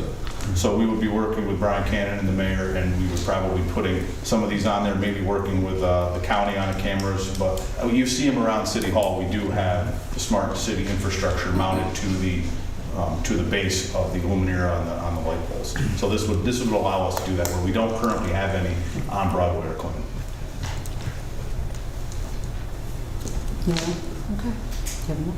Oh, yeah, this was just to David's point. We have a public engagement session coming up on Wednesday, March 19th, 5 o'clock in the McChesney room in the downtown library. We wanted to announce that, hopefully get some publicity in that in the paper. We have distributed a flyer last week to all of the community leaders and some of the downtown businesses that we're aware of. We have a committee we're trying to get out. The signage is exclusively in the DRI area, but we are looking to prep it for breadcrumbs to other areas that you would come down to, such as the Upper Union Street Business District was one of those areas, just to try to get to, where we are and expand. And this is the other thing that we're looking at, is whatever we decide on would also possibly be a branding for the city going forward, not just for downtown, because we're looking at, we don't want to just keep reinventing something every time, but this could be something that we use going forward in other parts of the city. So we're looking for input from the public on what they think about it. And the consultant, we have 2 consultants there, one for each project. So that was kind of our plug for this. And I think I included the flyer in the backup materials as well. David, anything to add to that? No, thank you for your support. We're happy to move these projects forward, and if you have any questions, whether Chris or myself, happy to answer. Any questions from the council at this moment? I have a question. So the signage that you're talking about, like assigning different names to different parts of downtown. So is that going? You said is that going to be with community input? That's the point of this meeting. So there was a survey that was done. 285 participants, give or take, participated, which was the second highest survey that they've done, which was terrific. Proctors, I know, put it out through their mailing list. The whole point is to just throw some ideas out there, have the experts at KMA tell us what works in other communities, and then have the community decide what makes sense and how they see the area that their business is in or they live in, how they describe it, so we can best attract visitors and let them know where to go. Okay. So, And is the city planning commission involved in this on any level? No, I've talked with Christine, our city planner, but I haven't involved the planning commission. No. we could definitely present it to them as well, and we'd encourage their members to attend the public meeting. I think that would be a good idea since they are the planning commission. That's great. I think that's right. Anyone else? Well, thank you very much for your presentation. Appreciate that.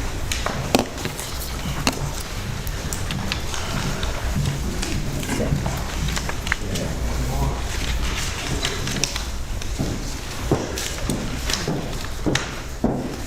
Yeah, we'll do that. So I'd like to call to order the Public Safety Committee. We have 3 items on the agenda tonight, first of which is a discussion for the city's speed hump request procedures. Ms. Wong.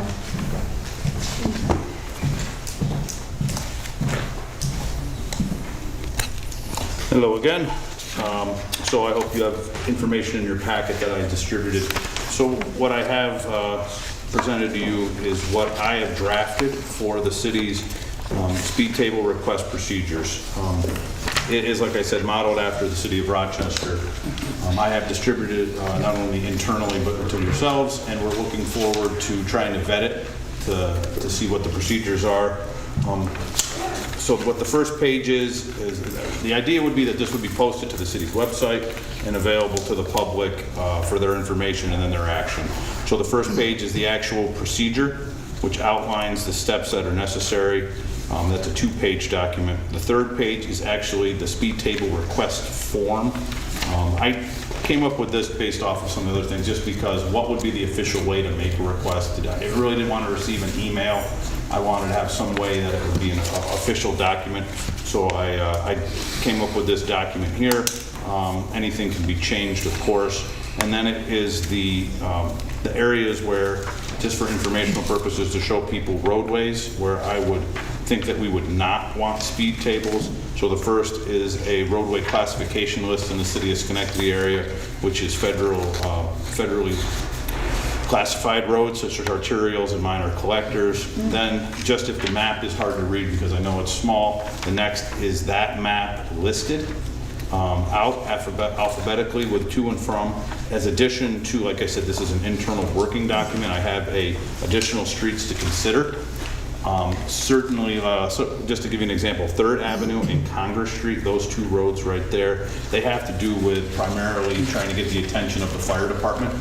Those 2 roads would be not federally listed, so they wouldn't be on there, but does the fire department view, given the amount of calls that they have, that they really want to have speed tables directly outside of their stations? Similarly, Foster Avenue. Foster Avenue is a residential road, and they categorize it, but it is also the location of our main DPW garage. So that may actually lead to more issues than good. And as you see going down the list, Girling, Seneca, Seward, Wyoming, all for various reasons why we may or may not want something there. And then lastly, actually this is the wrong map, but it's okay. I have a residential district zone because what we're trying to do is limit these areas to the residential districts themselves so that commercial districts can remain commercial and have a free flow of traffic. The things that I'm trying to work out right now internally really revolve around the traffic study and those merits. And that's why we're looking to do a mock-up.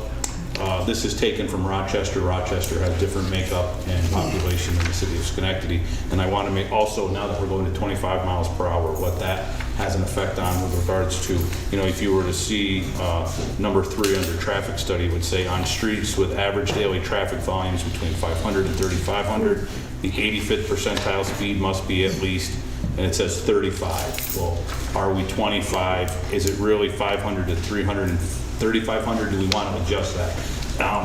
I really have to make this where it is implementable and justifiable as we go, which is why I want to find some more data on what would actually put us in that place, because I would anticipate that we're going to get requests, and this is going to be something that we're going to have to adjust possibly as we go throughout. The other part, like I mentioned at our last meeting, is just the idea of parallel streets. I haven't figured out that yet, how I'd like to address parallel streets, but maybe that addresses itself naturally. For instance, like we talked about, it's a street in Woodlawn, where we talked about on our internal meeting having a speeding issue. One of those long streets, the two parallel streets, do not vote for it. Then does the city put them on all three streets, even though we only have a petition from the one street? Or do you let it say that they petitioned, let the others petition if they view it's a problem? We're going to have issues like that on many streets if they come in. I mean, we have so many parallel streets in the city that, and then it comes down to also funding, is how much do we really want to put these in place. So I really, just similar to the speed limit, I really need to get my head wrapped around this, because once we go public, we're public. But that's why I wanted to show you the information that I have and open it up to you to kind of see if there's any opinions on how we want to move forward with this. Thank you. Any questions or comments, Ms. Patrick? I know this might be a little controversial, but do we need to be doing this kind of a process, or if you had decided that there were certain streets where we needed the speed humps due to some of the characteristics that you have here, shouldn't we be putting in the speed humps because of safety factors, because we're trying to control speeding? So I was just wondering, so this is in place in Rochester, that they are seeking, and so it's similar to our sidewalk thing, I get that. So that's my first thing, and then my second thing is, then if we go forward with this and residents decide that they want to have speed humps on their street based on your criteria, would it be charged to the residents the same way that the sidewalks are charged to them, or would we just be responsible for the costs? So those are my two questions. One question is, do we really need to do this, or could we just make decisions and put in speed humps based on traffic data? So right now, how I would view it was that we are going to move forward between myself, the police, the signal superintendent, and the mayor, looking at all these areas, because we are collecting data, and we will have the ability as a city to make recommendations on our own roads to do that. And that was path one. But I believe it was the council who had many requests from people about putting them in, and we didn't have an official way to deal with those requests. So the police department started actually investigating how to do that, and they actually found this and brought it to my attention, so that the city of Schenectady would have two paths forward. We would have a path for the city engineer working in conjunction internally, saying we noticed an issue and we want to address an issue, and then we would have this path forward for the public to say, I believe there's an issue and I'd like to have this, and this is the procedure that was in place. So it is not just a email to a council person that is then forwarded to myself and the mayor with a request, because that's really an unofficial backdoor way. If the procedure went away and the public went away, I would not object to that, because this is a lot of work. And that's why I'm always going to say that everyone has to acknowledge that this is a lot of work to do this much, to possibly do that, considering that even with the elimination of this many roads, there's still probably over 125 miles of public local roads that could have speed tables on them. To the second question about the cost of it, that has not been discussed, but as of right now, the city is paying the cost of the speed tables. It's not being assessed on anyone, but it's not to say that it couldn't, I believe, but it's not at this moment. Any other questions or comments? Mr. Leverne? Mr. Warren, at the last meeting you mentioned to us that one of these speed table costs us roughly about $27,000, give or take. 13. 13? We're putting two in for around $25,000, and that is the asphalt speed table, the signage, and the striping. So $13,000 each, both sides. Correct. Yeah.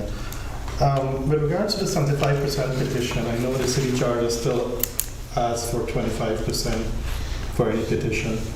I can recall when we did the sidewalk, we had made changes to ask for 75%, but I don't think we ever did an amendment to the ordinance. We still accept petition for sidewalk program way below 75%. So is that something you would do an amendment, or you would just take into consideration up to 75%, give or take, if someone comes in with 50%, would you consider that petition sheet?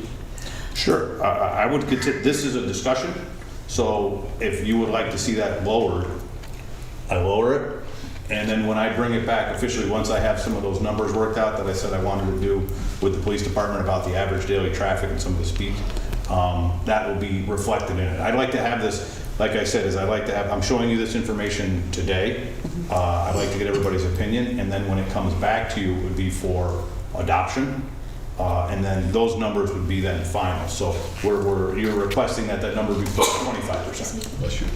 Well, I would work with Corporation Council to look at the city charter in terms of the 25%, because we have never addressed it after we pass it, after we had discussed and work with regards to the sidewalk program, 75% versus 25%. And just to add to another thing, and just from Ms. Patrick, I mean, when we discussed this back in time, we were asking for a traffic study to be done and to look at high traffic street and to apply the speed table there. So should we focus on that? Because this is more broader, with a more broader cost. And I think we need to address the high traffic area, the area that is prone to traffic accident, and address those, and then we can work our way down to the other streets. So I think instead of broadening it to the entire city, let's focus in on the traffic study, high traffic areas, and we tend to have more accidents. Mr. Furley? Yeah, so echoing what Mr. Mudavarian shared, I guess I just want to highlight the fact that if we're even considering kind of a cost share type of design similar to the sidewalk program, just raise some concerns with that. I mean, if this is definitely something that is around keeping a neighborhood safe, I wouldn't want it to be that the neighborhoods that have the resources to pull together the money to participate in the cost sharing would be prioritized over neighborhoods who might not have that amount of resources in them to do that. So just to be mindful about that. And to further echo with Mr. Mudavarian, I think it's also to take into consideration the communities with higher rental property, because that will then also make it that much more difficult. So I'd like to see that figure from Corporation Council about how we can ensure that that's not a barrier for the petitions. Sorry, can you just say your question again? Sorry. Mr. Mudavarian earlier said, how can we identify a lesser figure than the 75%? Is that correct, Mr. Yes. Mudavarian? So our city charter, if I'm not mistaken, is right now carrying a 25% as for petition. When back in time we changed it during our sidewalk, but I don't think we carried it through to kind of like change the city charter for the 75%. And then we discussed it back in time and we said, well, we can adopt up to 75%, but we're not going to reject you if you are 50% or 45%, because you're above the 25% as. But that's for special assessment. Right. So I'm not sure it's quite. So that's what I'm asking Corporation Council to kind of look at that. If this apply, 25% apply to this, or we just need to make an amendment to accommodate the 75%. Mr. Mayor? Mr. Chairman, might suggest in 2 weeks have Mr. Cannon come in and do a presentation of all the data that we're collecting citywide on speeding. Now, some of it is prior to the adoption of the 25-mile-an-hour thing, so that might shift the thinking of the council. But the streets that we're seeing people speeding on are Rosa Road coming in from Niskayuna, Altamont Avenue, Hamburg Street, and am I missing one other one, Chris? Those were the three that I was most aware of, Hamburg, Altamont. No, and so it's to look at that information that we have to see where it's two things. That's a fact pattern where we're actually measuring the speed and know it's there, and then you have other ones where there's more of a perception. And so, there's one, what's the one street in Woodlawn? McDonald. McDonald. What we think there's probably one family, one house where younger drivers might be going up and down the road at a high rate of speed, that I wouldn't suggest that speed table or other ones, but we're going to, and the police department may have already corrected that. But the council is so inclined to bring that in, and when you see that information, it may facilitate your discussion in terms of where we should be looking to put the resources and where they're going to get the biggest impact. Thank you. Any other question on Ms. Porterfield? So, yeah, I also want to kind of follow on what the mayor had to say, because you named like 4 streets, but if you talk to people, their street is included, should be included. Yep. Everyone, I don't think there's anyone that I've ever spoken with that didn't say that speeding on my street is an issue. And McDonald actually did come up recently in a conversation, and they got a 25 mile per hour going toward Gifford. It's the corner of Gifford and McDonald, but they felt that they needed one on McDonald as well. So I think that there is going to be, in terms of community input, there are going to be a lot of people that say we definitely need this. We've already heard it, and I don't see us making the decisions without community input. I think that would be a wrong path to go down in terms of where these can be located, especially since it's impacting people's quality of life and public safety. And I definitely want to make sure that we address any costs that can be attributed to. I don't see how we can put something in a street and ask a homeowner or anyone That's fine. to pay part of it. It's a city street, so I'm not sure how we could do that. If someone asked me to pay for a street that everyone drives down and to pay the cost of putting something there, I would be inclined to say no.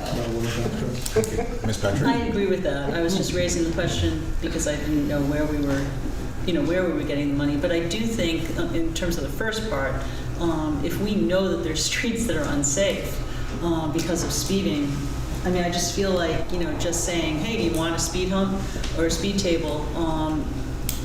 If people say no, we're not going to be doing anything to eliminate the problem that's happening on that street. So that's why I, am questioning.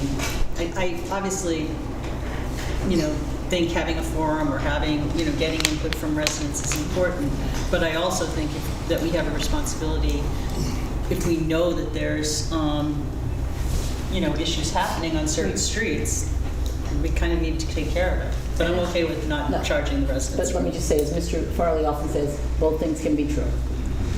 Mr. Farley, Mr. Mayor. Speeding and auto accidents may not quite overlap with the level people think. True. So it's again looking at that data. Right. And historically, the city, the only time we've asked for participation, required participation from property owners, is for sidewalks. The curb and street surface has always been assumed a city expense. I'd say, unless there are any other questions, the only in closing thought that I want to have is definitely, Mr. Long, you highlighted there's a considerable amount of additional work that's attributed to that second pad level that involves the community, including their input, and making sure that we're being considerate to all the other aspects that the engineering office is doing. I think that is a very absent recognition that a lot of people have as the expectations just continuously grow as we enter our warmer season and the potholes are there. So definitely anyone listening and understanding the responsibilities that fall in this department, and you adhere to them adamantly, but making sure people recognize we do have limits. Mr. Farley. Chair, just so also as we're getting information from people, I think that the conversation, though this is around speed tables, should be a little bit of a broader conversation, just because I think that if people understand that there's other graduated interventions, if you will, around like reducing speed that might not require a speed table, and just taking that as an opportunity to further inform the public, like of what other options are available for them. So because if I'm someone who is saying, hey, there's speeding on my street and not able to get a speed table for whatever reason, then I can feel left out. So I think that if we use this as an opportunity to let people know that there's other interventions that are possible and what those are, then I think it'll be a good opportunity to do that. Thank you.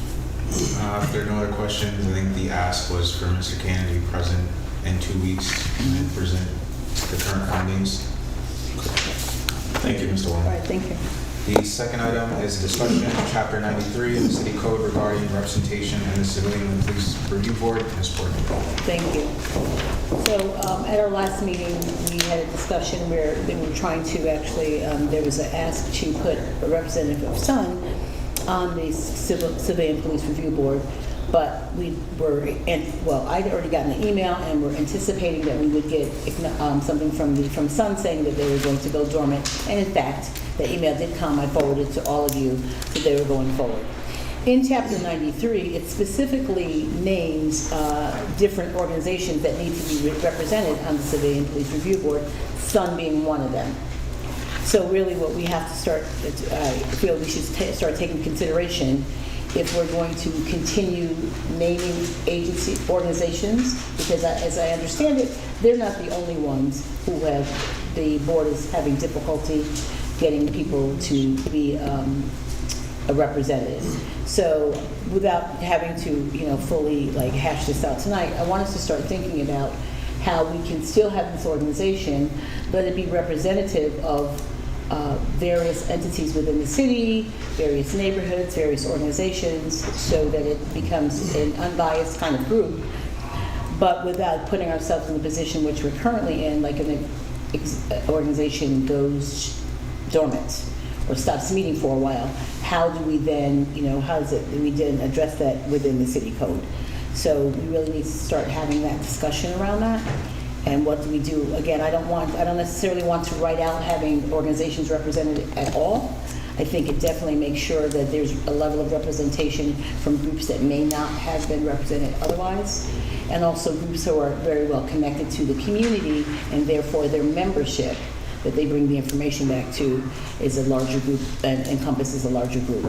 So I want us to start thinking about how we would have to amend the code, because currently, right now, the code is very specific onto which organizations sit on the CPRB. Thank you. Any questions or comments? Mr. Farley? I would just add that, thank you, Madam President, for that. And I think that what we might want to consider is also looking at, because we can kind of look at what, having some justice impacted people on the Police Community Review Board, and kind of look at the original intent of the Police Community Review Board is what, and then kind of looking at what that intent is, and then saying, okay, in what community, where we can talk about even by neighborhoods, by socioeconomic demographics, just whatever we see that range, and then talk about how do we prioritize people who are impacted most by the issue that we're trying to resolve, and make sure that those people, to your point around them, they might not be a part of a neighborhood association, but they might be somebody who has a lot of valuable insight and the perspective at the table that's often missing. So as we're thinking about that, maybe we think about having justice impacted people and people from neighborhoods that are more heavily policed than others. We can talk about that as well. Ms. Barash? So with regard to the particular association, Sun, you may want to reach out to them to verify the nomination. Going dormant, I'm not sure exactly what that means, but as long as they still exist, the council could move forward with the particular nomination that was presented a couple of weeks ago. Mr. Mayor? I thought we dealt with this. If the group doesn't put forth a name, I would take names that have been open to suggestions from the council, then submit them to the council for formal consideration to the board, and that allows it to continue on and do its work and meet the issue of making the quorum. Well, the difference here is that the group, so my understanding of having a representative from whatever group it is that representative will then go back to the group and say, these are the discussions, or this is what's going on, and the group would then also have input. But this group is saying, we will not be here for you to come back and bring us information because we're not meeting. They said they're not going to meet. So this to me is a little bit different than the example that you just gave, because the Sun representative has no one to report to. So in my mind, I think we needed to take a look, because if you have no one to report to, I understand the benefit of being there. Could we change that to a citizen at large? But I thought, again, we had dealt with it. I don't have the code in front of me, but if a group does not put forth a name, the mechanism is there for me to put forth a name to fill it. And I've been more than open to take suggestions from the council and the community as a whole.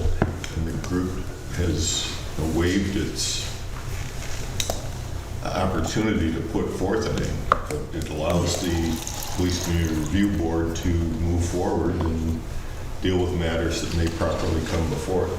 But this group did put forth the name. It's just, and then after they put forth the name back in the fall, is my understanding. But then after that, they decided for what, I won't say for whatever reason, they weren't having enough people to attend their meeting, and therefore they are not. They had no one.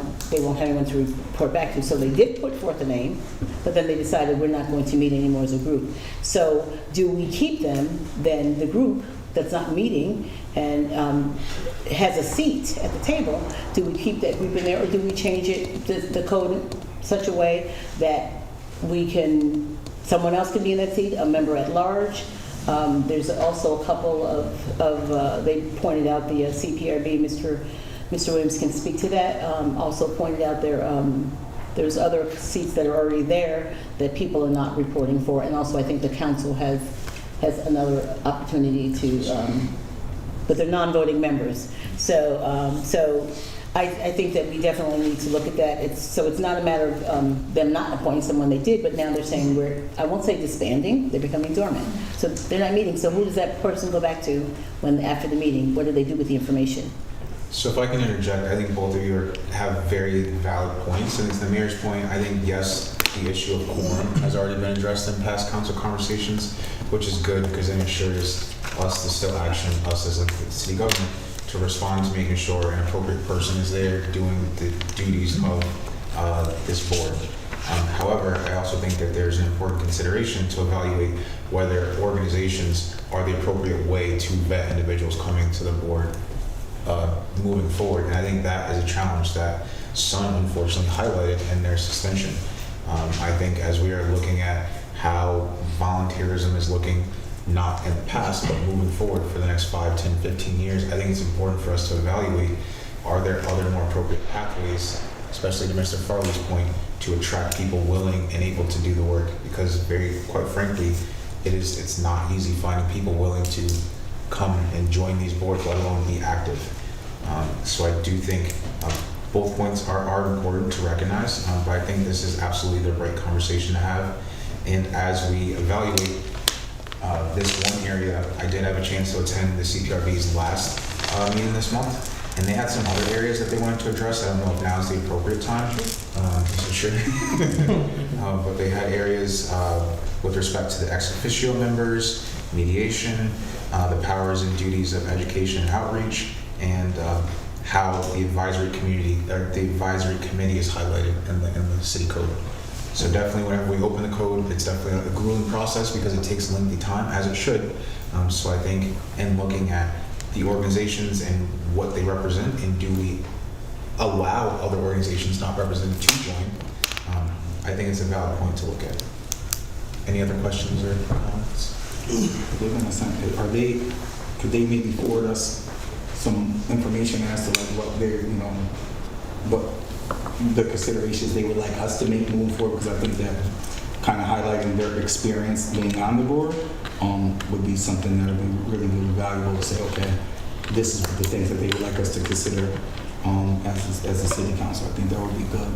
And I think we always need to look at these things are always going to be, should always be living processes, and should always be refined and be responsive to the community. Because if we're designing it one way, it's not working that way for whatever reason, then maybe we shouldn't be looking to kind of retrofit something into what we designed, but maybe being a little more responsive with the design, and that does require us to maybe change the code, but that's why we have the opportunity to do it.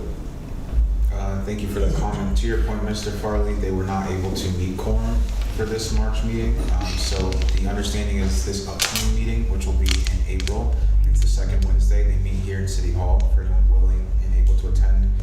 They're going to be discussing their feedback, which we present to the council once it is formally pushed out of the board.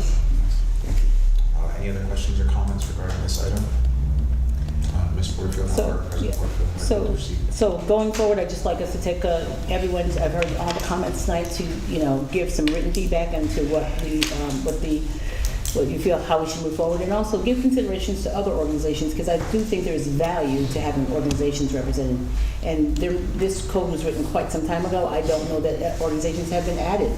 And are there new organizations that have come, that are now existing in the city that would be beneficial to have? So to take a look at those things and to make sure that we put ourselves in a position that if the organizations aren't, to the mayor's point, sending someone that we are able to get someone that's representative, and again, let it be a broad-based representation. So if we could just have that, and as to Mr. Williams, if you could have it sent to us what the members of the CPRB are looking at and what their concerns are, that would be something that we should look at as well, to make sure that we're dealing with this all at once and not piece by piece.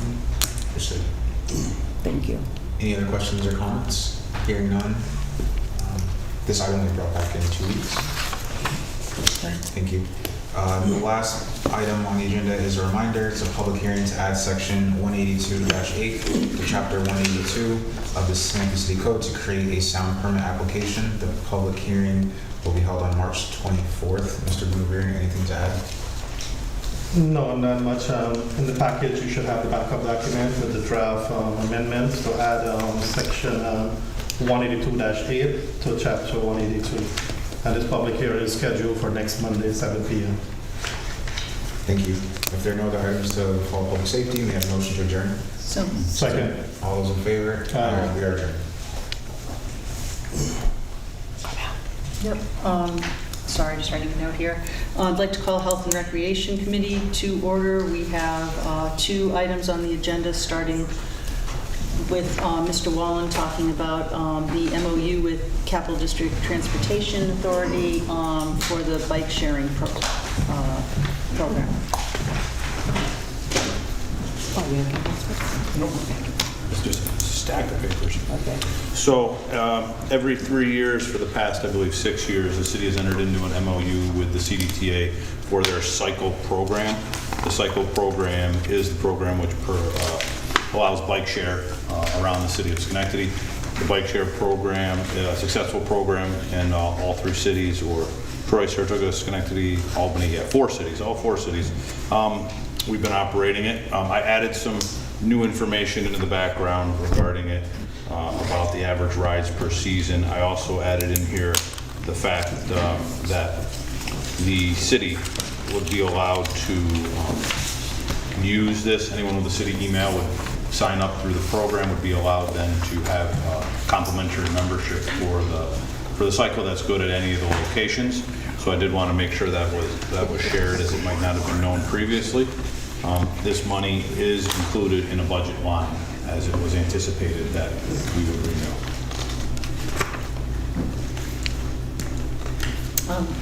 Any questions or concerns? If not, look for a look for a motion to approve this. I approve. Okay, second? Second. All in favor? Aye. Thank you. Next item on the agenda is Mr. Williams speaking about the City of Schenectady Poet Laureate. Let me just hold on one second. Yeah.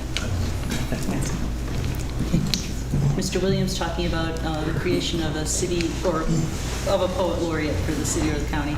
Yes, thank you. I want to start off by saying I'm excited, but I've been excited about a lot recently. I think I'm more passionate about this agenda item because it allows additional voices to join ours at the local government. The Poet Laureate, to those who may not be familiar with it, is a government-appointed position that allows them to speak at formal engagements. I think we oftentimes think about starting off our meetings with a religious voice, and I think that functions in a way that is dismissive of individuals of other faith-based practices or people who do not have a belief. And I think it is important to recognize, can we promote other opportunities for people that are still passionate about the work that we do to be reflected and captured in our work. Also, you look at how these positions can function, and a lot of the background is highlighting literacy. And as I've made my way informally presenting this, I'm very excited to announce that there is shared feedback and partnership from the Schenectady City School District, SUNY Schenectady, Union College, and the Schenectady County Board of Trustees for the library. So definitely there is a recognition of the value this can bring to the city of Schenectady. As I was told, there was a position for the county. I don't know the current state, but I'm very prideful about what we do here in the city, and I think it's important to make sure we have our own thing.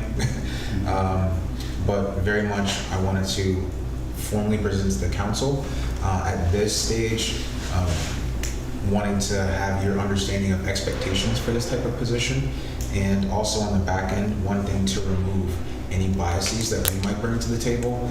So having community organizations providing members, and then also having 2 citizens at large, which could be a discussion piece. I think it ensures that people have faith and confidence in the poet laureate that is nominated, and then having a committee put in place to review that individual's actions to ensure it best reflects the intent and narrative in our city. So at this point, would love any feedback. So I guess what I'll say is, number one, that this is an exciting item. And those who don't know, I used to do a show called Poetry in Motion here in Schenectady at Proctor's Theater, and it was actually one of the largest attended spoken word shows in the state, outside of like youth poetry slams. And so there's a huge, right here in our city, there's a huge respect and understanding for the power of spoken word. So I think that, that this would be something that would definitely help even civically engage people in a way that, so I think it's an innovative approach, and I would support it as we support the conversation to see how this would work. So thank you. I guess I call on myself. Doreen, this is your idea. Would this be a volunteer position? I did read about Saratoga Springs, their whole thing, and it is a volunteer position there. So would this be a volunteer position that's Mr. Williams, I have a comment on that too. Yep, so I think as of now, yes, it would be voluntary. I think anytime we talk about budget appropriations in the middle of the season, I think that gives people some angst. I think also we need to justify the relevancy. I think although I believe wholeheartedly this will have a resounding impact, I think it needs to be proven. But definitely it is not an uncommon expectation that these individuals are passionate about the craft and passionate about functioning in this space. I think it provides an individual a different platform to do the work that they are doing. I think a designation, a clarification is that this is not someone who wrote a haiku once in the 3rd grade. And this is someone who has had books published, is actively involved in the community. So I think with that, there may open opportunity to put some city dollars behind it, but I think initially that is not the conversation that I'm pushing. Okay, so I'll just say that I'm also on the Library Board of Trustees, so I had the opportunity to speak to Mr. Williams about this when he presented to us. I think it would be really wonderful to have a poet laureate. I do think, because I would hope that this person would have some responsibilities in terms of going into the schools and teaching poetry, or really trying to get our youth excited about poetry, especially during April's National Poetry Month. So often that's when a lot of arts and poetry in classrooms is taught. In that sense, I do feel that there probably should be some sort of honorarium. I had some ideas for that I shared with Mr. Williams as well, in terms of how that might come about. I do think that, his ideas about having a selection committee that has, I think that he's really scoped it out well in terms of who might be on a selection committee. So I appreciated that. I do think it has to be, someone with a breadth of a career as a poet, but somebody also that if we are hoping that that person will go into the schools, it has to be somebody that also would enjoy working with children and would have the ability to be able to teach their craft as well to students. So I think it's a great idea. I think if there's already, I think it'd be good if we could do it as a city-county thing. I don't think that we should have 2 poet laureates. So if the county has a poet laureate, we probably should be, trying to have 1 poet laureate for both of us. But that's my feedback. Yes. I do know in past conversations you weren't in favor of this at all. Because I didn't have the whole scope of it So- until I heard from him at the Board of Trustees meeting. That's okay, that's okay. So, but I think as a city council, in county, how do we work this out? And they're going into the school as well. And again, how does that? Mr. Williams? Yep, so I'd say when I had the conversation initially with Superintendent Kodo, he was beyond excited because this is a small, actionable way to put in place formal working agreements with our local academic institutions. And I think if you evaluate the seeds that this allows to be planted, it truly allows those partnerships where you can identify the pathways to other civic careers. Without getting too ahead of myself, I think it makes it easier for them to understand how do we capture the youth at their most infantile state and ensure that as they progress through their academic careers, that they have a community that truly supports them holistically. I think it's easier said than done, that because they're all academic educators, that they communicate on the same wavelength, but there's a lot that goes into functioning in their one individual respects. So I think if you have this individual, that might be a different tool to help identify some other approaches. Mr. Mudavarren and then Mr. Farley. So I'm glad that you're engaging with our school and our library agencies. And something I just want to touch on, which I was going to talk about in terms of working with the county, and in your proposal, what you're going to bring to the council, can you consider some of the shared service with the county? They already have something in place, so kind of work with them, share the service, and broaden the scope of having more agency involved. It's something that we discussed some time back, a couple of years ago, and I'm glad that you're bringing it back to the table here for discussion. It is something I support, but let's see how we can work in terms of, rather than creating a standalone for now, let's work and share the service, and eventually we can branch off and stand on our own as we move forward and have all these agencies as players to buy into this and be helpful in, as you move forward. So what are my recommendations? So, bring your proposal, your draft proposal to us, and let's discuss and move forward with this. Excited. Ms. Porterfield. So just, we have I'm heard sorry, I did skip over you. So just to be clear, the county already has a poet laureate, do they? I would say that just to clarify, I heard that one existed. I don't know if it currently exists as of now, so I haven't heard of anything, but I can confirm that for council. All right. I think that's important to know. I'm sorry, Mr. Farley? Yeah, so I would also just think about this in a way that, kind of our earlier conversation around what's happening in downtown, and we're talking about murals and things like that. Those are artists that we are recognizing their contribution and how it improves the quality of life of our city. So I wouldn't want to get so narrowly focused on just what academic benefits are of this, even though there's plenty of research on it. So that's just another thing to consider, but also to think about the institutional credibility that it lends to our local artists here, and as art as an economy in the city of Schenectady. I think that this just kind of broadens that, and so that's something we should consider, as well as looking at our elder population as possible as a source of art, and kind of being inclusive with them. Sometimes they might not have the ability to go paint a mural, but they do have the ability to contribute with their wisdom through words, and I think that this is another way to make our art economy a little more inclusive. So I don't want us to just narrow focus on just younger population and academics. That's just some more contributing factors. That's why we should support this. Thank you, Mr. Williams. Any other comments or questions? Thank you, Mr. Williams. If there's nothing else to come before Health and Recreation. Oh, there is. I'm sorry. Nope, that's finance. Okay, so I'm writing all over my agenda, so I wrote over the next thing. So I ask for a motion to, thank you, in a second. Second. Okay, all in favor? Aye. Thank you. Okay, I would like to call the Finance Committee to order, and the first item is the revised green fee and rates at the Schenectady Municipal Golf Course. Mr. Wallen, Mr. Daly.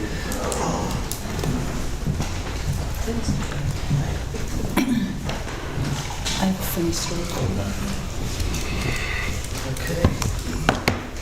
Evening, everybody. Good evening. See ya. So, yeah, as you can see, we're proposing just a minimal increase in our greens fees to sort of keep pace with inflationary costs and so forth. We try to do a minimal greens fee increase each year. We have historically done a lot of improvements to the course, so we try to keep pace with those improvements, and we want to stay competitive with the other golf courses as well.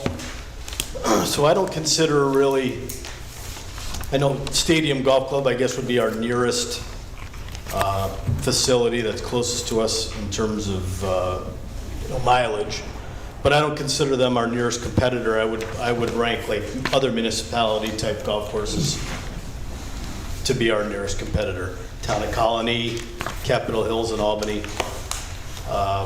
From what I understand, Town of Colony Golf Club has proposed an $18 million improvement on their entire facility. I don't know how true that is, but going forth, I guess they are doing a substantial amount of work. And they have elected not to raise their greens fees this year just because with all the commotion going on their golf course, they felt that they didn't want to do that. But I would imagine next year that's probably going to change. Capitol Hills and Albany, they are proposing a rate increase. A lot of facilities haven't posted them yet. It's still kind of early in the season to do that, but I imagine within the next couple weeks they will. So having said all that, the rate structure that we're proposing will still keep us below all of our nearest competitors, even with our rate increase, Town of Colony not moving up. These are competitive with last year rates at those facilities. Any questions on those? What's the timeline on the clubhouse to be ready to go? So, Mr. Nicky has been asking us to let it snow a little bit more, if it's possible, but they're moving rapidly, I have to admit. I mean, it's been uninterrupted progress. They've been able to get a lot done. He was hoping for April 1st. It's going to be tight. Yeah. But I think, and Chris, you probably agree, but I think maybe within that first week, I think he can get things ready and be able to have people in there. Just historically, the weather, it's probably that second week of April, the weather would break so that we'd be able to open. And the last few years, one thing we learned in COVID was not to allow carts to go out the first few days or the first week or 10 days, because it allows the grass to get established and it makes the course much more attractive and easier to maintain throughout the season by just deferring a little bit in the initial days. Yeah, I mean, just start. I was going to just touch on the high school matches. That's the only interesting change I would say is that, so for the last couple of years, 5 years, we've kept juniors 17 and under, and that rate structure there, the idea is to promote golf. However, internally we had the conversation that high schools do play competitive matches at the school, and they do reserve ahead of time and block out areas. So we decided to create a new rate with a couple dollar surcharge, so to speak, because it's a school using our facility as their facility. We don't want to discourage it, but at the same time, we want to also acknowledge that it's different than someone from Schenectady or learning to work golf just walking out onto the course. So that's a new rate. The other thing that we did on here, just so you're aware, is we defined a student that wasn't defined before. So if you're 17 and under, you're a junior. You might think a junior is a student, but a student really, what we're saying is defined as a person registered in a college at a college in Schenectady County. That's what we've been going with. That's what Matt has really been working with, is that essentially it is SUNY Schenectady and Union College, because I think those are the only two colleges in Clarkson also qualifies. Clarkson, correct. That would be the colleges that would be able to have a student rate. So since that wasn't documented, we wanted to memorialize that on the road. You mean city, right, not county? No, we could say city, because I don't believe there's one outside if you go. So we could do that as well. I could change that.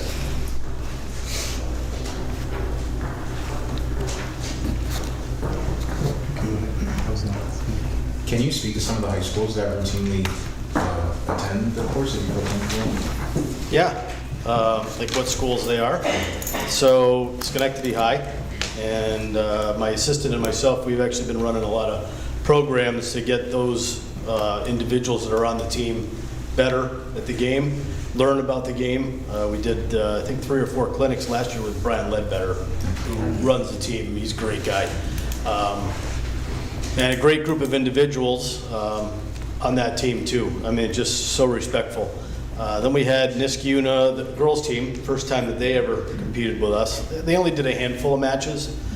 And then Mahonison boys and girls team. So very active.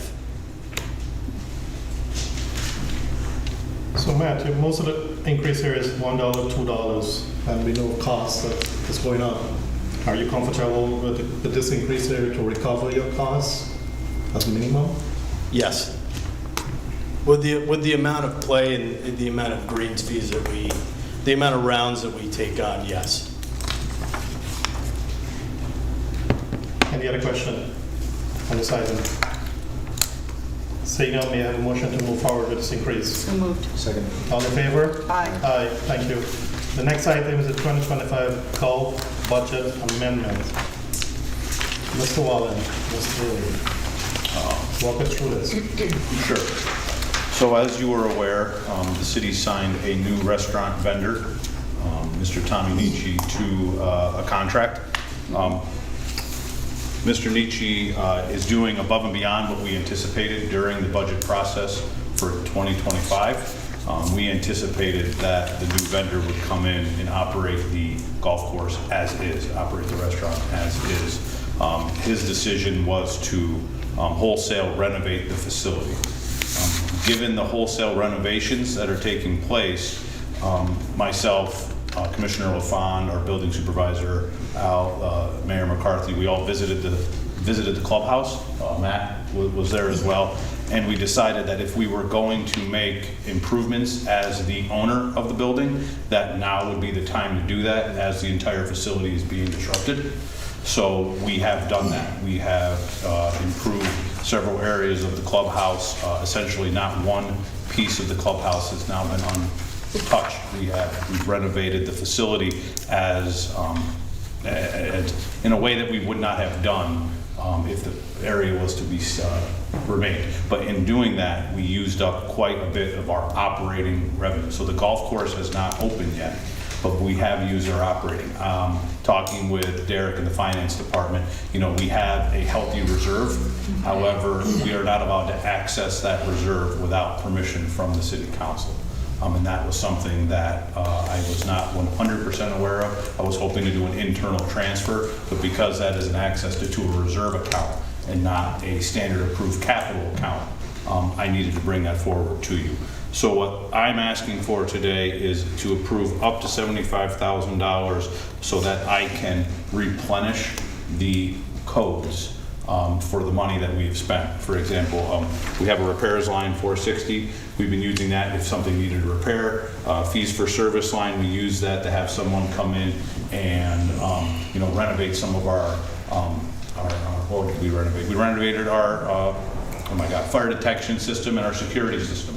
We had to move some panels. We had to have thermostats moved because now we have, well, I don't want to ruin anything. I want everybody to see it. I'm not going to say anything. But we have areas that are different than other areas that required us to move some things around. And I think everyone will be pleasantly surprised when you see it. But as the owner of the facility, we were very much, if something that was part of the building envelope needed to be changed, the city is responsible for that, and the tenant was responsible for all the fit up inside of the space. So that's what this is for.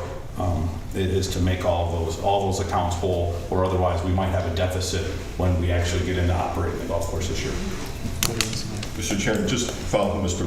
Wallen, that some of these changes we didn't initially contemplate, but with the new vendor coming in, the changes really required us to bring other components of the building up to current code. So it was just requirements to do, so Mr. Wallen's talking about the security system, fire detection system, other things that needed to be modernized and code compliant. So it was just setting, following the same criteria we expect everybody else to do. Any other question on this item? May I have a second? Second. All in favor? Aye. Thank you both. Thank you. Let us know when is the opening. Yes. Yeah, certainly will. The next item is, I asked for this item to be placed on the agenda based on the discussion we had in the last committee meeting with the healthcare online. The commissioner told us that during our budget discussion, we had cut this line, and that was not the case. And the commissioner sent an email this afternoon clarifying the position that that's not the case. So this line was not cut during our budget review, 2025 budget review. We had not cut this line. What was presented to us by the mayor, we approved that 100%. So if you didn't have a chance to look at your email this afternoon, please look at your email and you will find an email chain with correspondence from the Commissioner of Finance to myself and the entire council. And I appreciate the Commissioner of Finance clarifying that statement. Go ahead, please. So I did see the email. So it said something about, and I guess a little bit more clarity, there was a proposal. I'm not really clear on that proposal part, where that proposal came from. So Mr. Bukamak is here.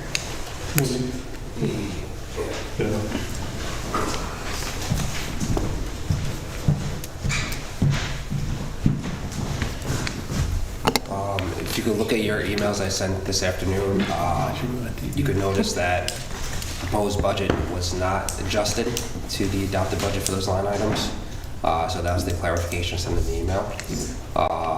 So if you have any other questions regarding that, please let me know.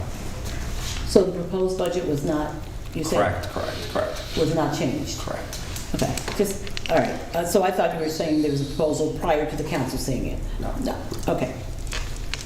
So talking about the proposal, so the proposal was submitted prior to us receiving the proposed budget from the mayor.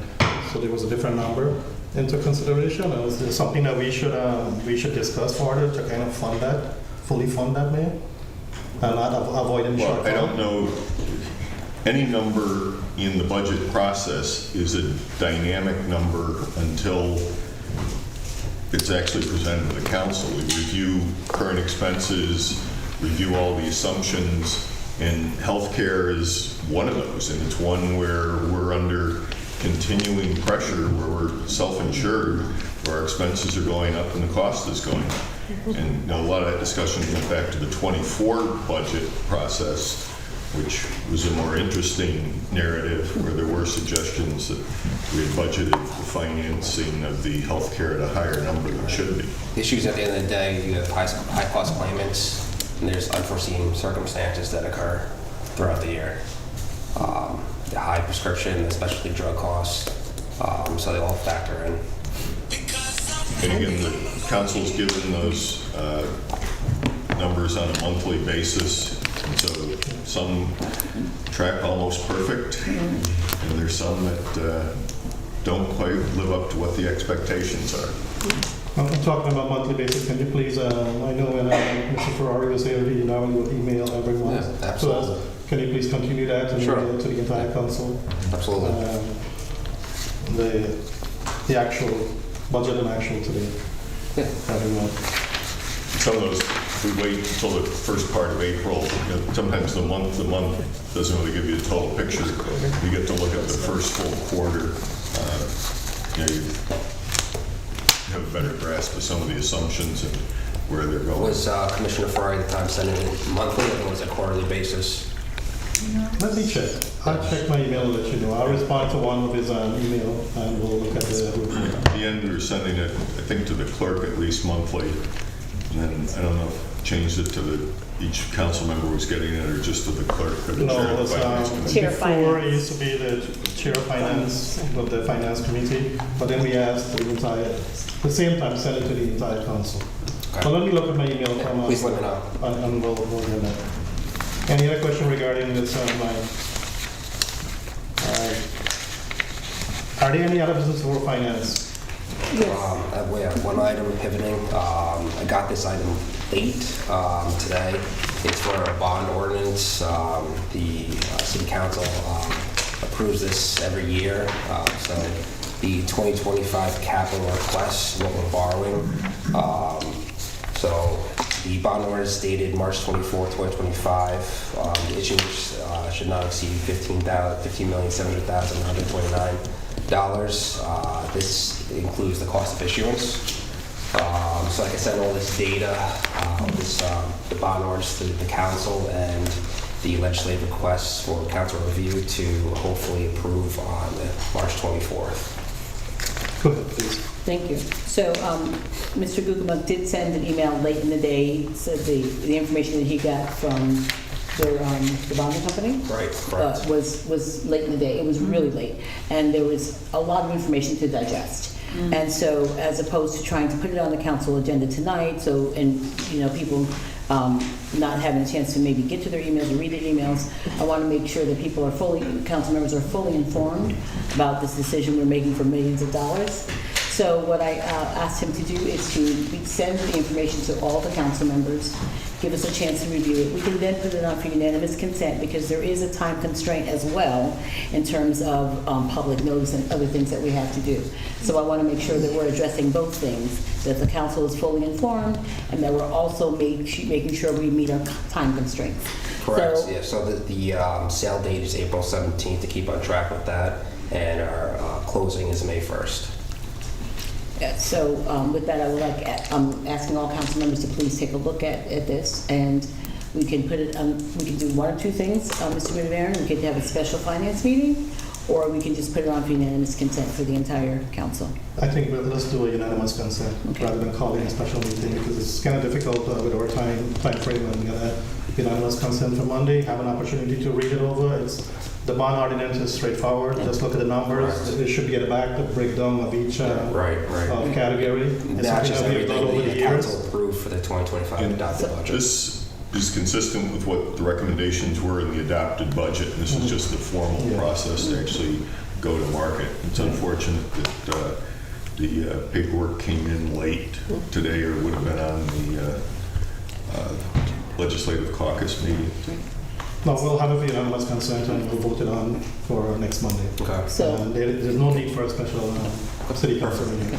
So again, please take a look at it. If you have any questions, please forward the questions through Ms. Michael, who will then forward them if there are any questions. Other than that, we'll put it on the agenda for unanimous consent for Monday. Do you have anything else you need to add? I think that's it. So you just need the copy of the bond ordinance. A copy of the bond ordinance? Do you need a legislative request document as well? No, this point. Okay. Well, if we could prepare a resolution to be adopted for unanimous So consent. we're going to need a resolution as well. Right. I believe this covers it, the bond ordinance. Covers the resolution. That will cover it? Okay. Yes, it is. I stand corrected. It's an ordinance, not a resolution. Oh, okay. And just for informational sake, we need 2/3 vote majority on this. Is that correct? 4 is good or 5? For unanimous consent. We need unanimous But consent. ordinance. Oh, Bond yes. ordinance, we need 5 votes. Yes. So please, we need more than 5 people next Monday to move this forward. Okay? Good point. So don't call out. No sick. Any other item before finance? Motion to adjourn. So moved. Thank you. All in favor? Aye. Okay, let's call to order government operations. We will have 2 items on the agenda today. The first is a reminder of certain sections of Chapter 28 City Code. President Porterfield? Yes, so we all know about this changing the code, so it included emailing as part of it. We had a public hearing. We had actually only one person come to speak at the public hearing, so they were happy to see it. So at this point in time, looking for to just move it forward and to make that change official within the code. Any questions, comments, concerns around that? Seeing none, I move it. Second. All those in favor? Aye. Motion passes. Our second item on the agenda is going to be So- President Wakefield. Thank you, and so thank you for the opportunity, and I apologize. A couple of weeks ago, I was contacted by Mr. Golub, who asked to be on the agenda, and I apologize that I did not get it on there. However, he came and made me realize that I had not sent that information forward. So I would like to just allow him, he's been here before, ask that he come again to address the council. So I did say that, yes, you can come, so I didn't want to leave you out, and to, so thank you, council, for that. If you could just take, I told him he had 5 minutes to... 5 breaths. Go ahead, Mr. Holden. Okay. Thank you very much. I made my notes clear so I can go quickly. Neil, the microphone is for people at home, not people in the room. Gotcha. Hi, everybody. Thank you, council, for your service to this community. I don't know how many people do that, but I certainly do. For your information, I recently retired from my company after 70 consecutive years of working for the people and for this community. This year also makes my 35th year standing up for Schenectady. First was Schenectady 2000 and in 1990, and then with Metroplex, Bob Farley and I wrote that legislation and I named it, and then being on the board of Metroplex for 25 years. I come to you appealing to your good judgment. This is the perfect time to formally start to change the outside world's perception of Schenectady, which unfortunately still exists in the outside world and in the capital region. If you read the Google definition of Schenectady, it would make you ill. And we have a lot of work to do in that area. This is the perfect time to formally start to change the outside world's perception of Schenectady. And we have been a rundown community, and it's persisted for 40 years, and we've changed it. Our research from fact finders tells us our citizens recognize the changes and amazing development over the past 25 years. Meanwhile, Schenectady has entered into an era of rapid economic and business growth, stability, and community enrichment. Since Metroplex, sales tax has grown from $80 million a year to approximately $140 million annually. And that certainly has impacted the income of the towns in our community.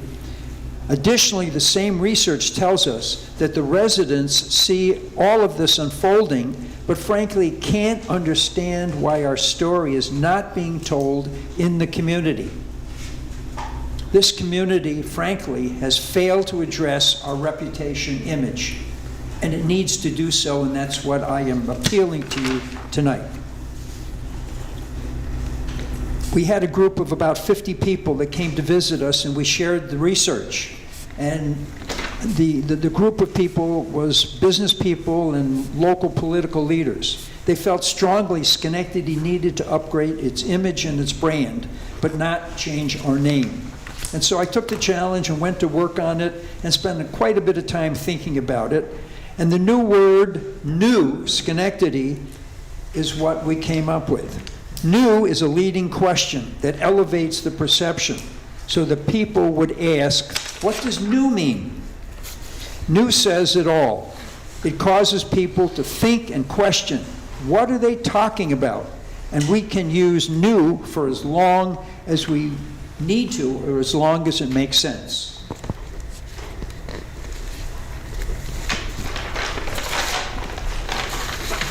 There are three major developments which caused me to come to our chairman and ask for time.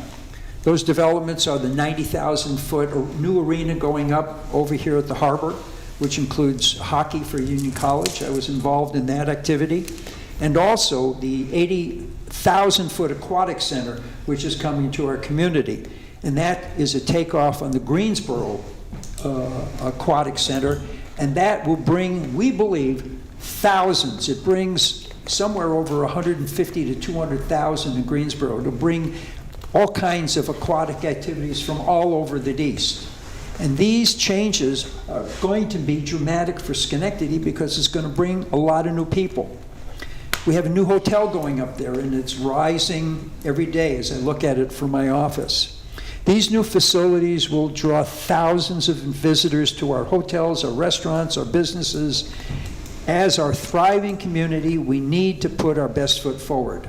My strong recommendation to you is we can start to clean up the past as New Schenectady brand enriches and enhances our future. I'm asking all council members to stand as one voice, come together, and do the right thing. Let's be New Schenectady. It will dramatically enhance the morale of our people. My hope is that one day people will say, I'm from New Schenectady, and that will cause people to take a totally different view of our community. If you read the Google report, it will make you sick, and that's what we're dealing with and what we have to change, and we have to start now with all of these things coming. So I say to you, please, help us do the right thing. Let us be New Schenectady, and let us do it together. I promise to help support this effort. And if the council comes up, I have a plan. I'm a marketing expert. I work with a number of organizations right now, including the Breast Cancer Research Foundation. That's the Go Pink organization. I coach them in their marketing. So I'm asking this council to support this effort of New Schenectady, and let's all change the view of this community. Thank you for your time. Any thoughts, comments? Any question? Okay, thank you, Mr. Gold. Is there anything else to come before government operations? I do have a question for Mr. Golub. Sure. Mr. Golub, I do have a question for you. Have you, there's a group that works together called One Schenectady. Have you been in touch with them? No. Okay. Just a suggestion you might want to, because I know that they're also doing something around branding. That it might be I think Rob. I'm always available. I've been available for 35 years. All you gotta do is call me on the phone and say, we got an idea too. Yeah, so that would be through Schenectady Foundation. Well, I will let Mr. Carroll know, and then. He's a Schenectady Foundation. That is correct. Yes. I support his effort greatly. All right, thank you. Okay.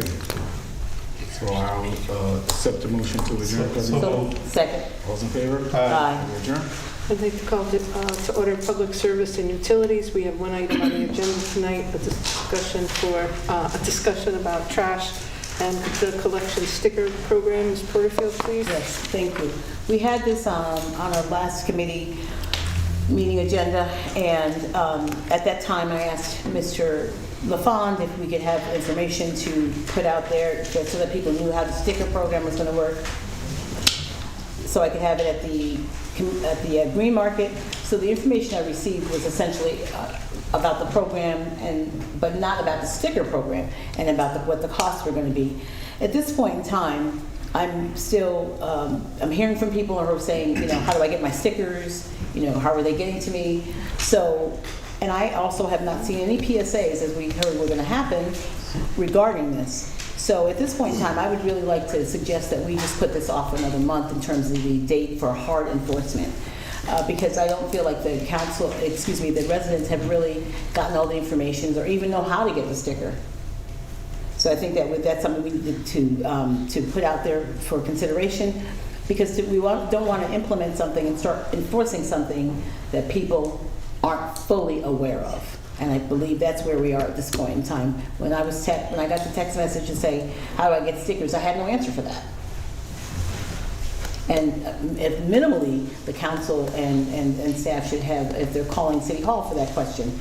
So I think that before we start fining people and enforcing these fines, we need to make sure that we have done our due diligence and given the information and made it public enough so people know how this process is supposed to work, how they get stickers, if the stickers are going to be mailed. I don't know if that mailing has happened yet or any of those things. So I'm just suggesting we do that, so we're just being really fair to our residents.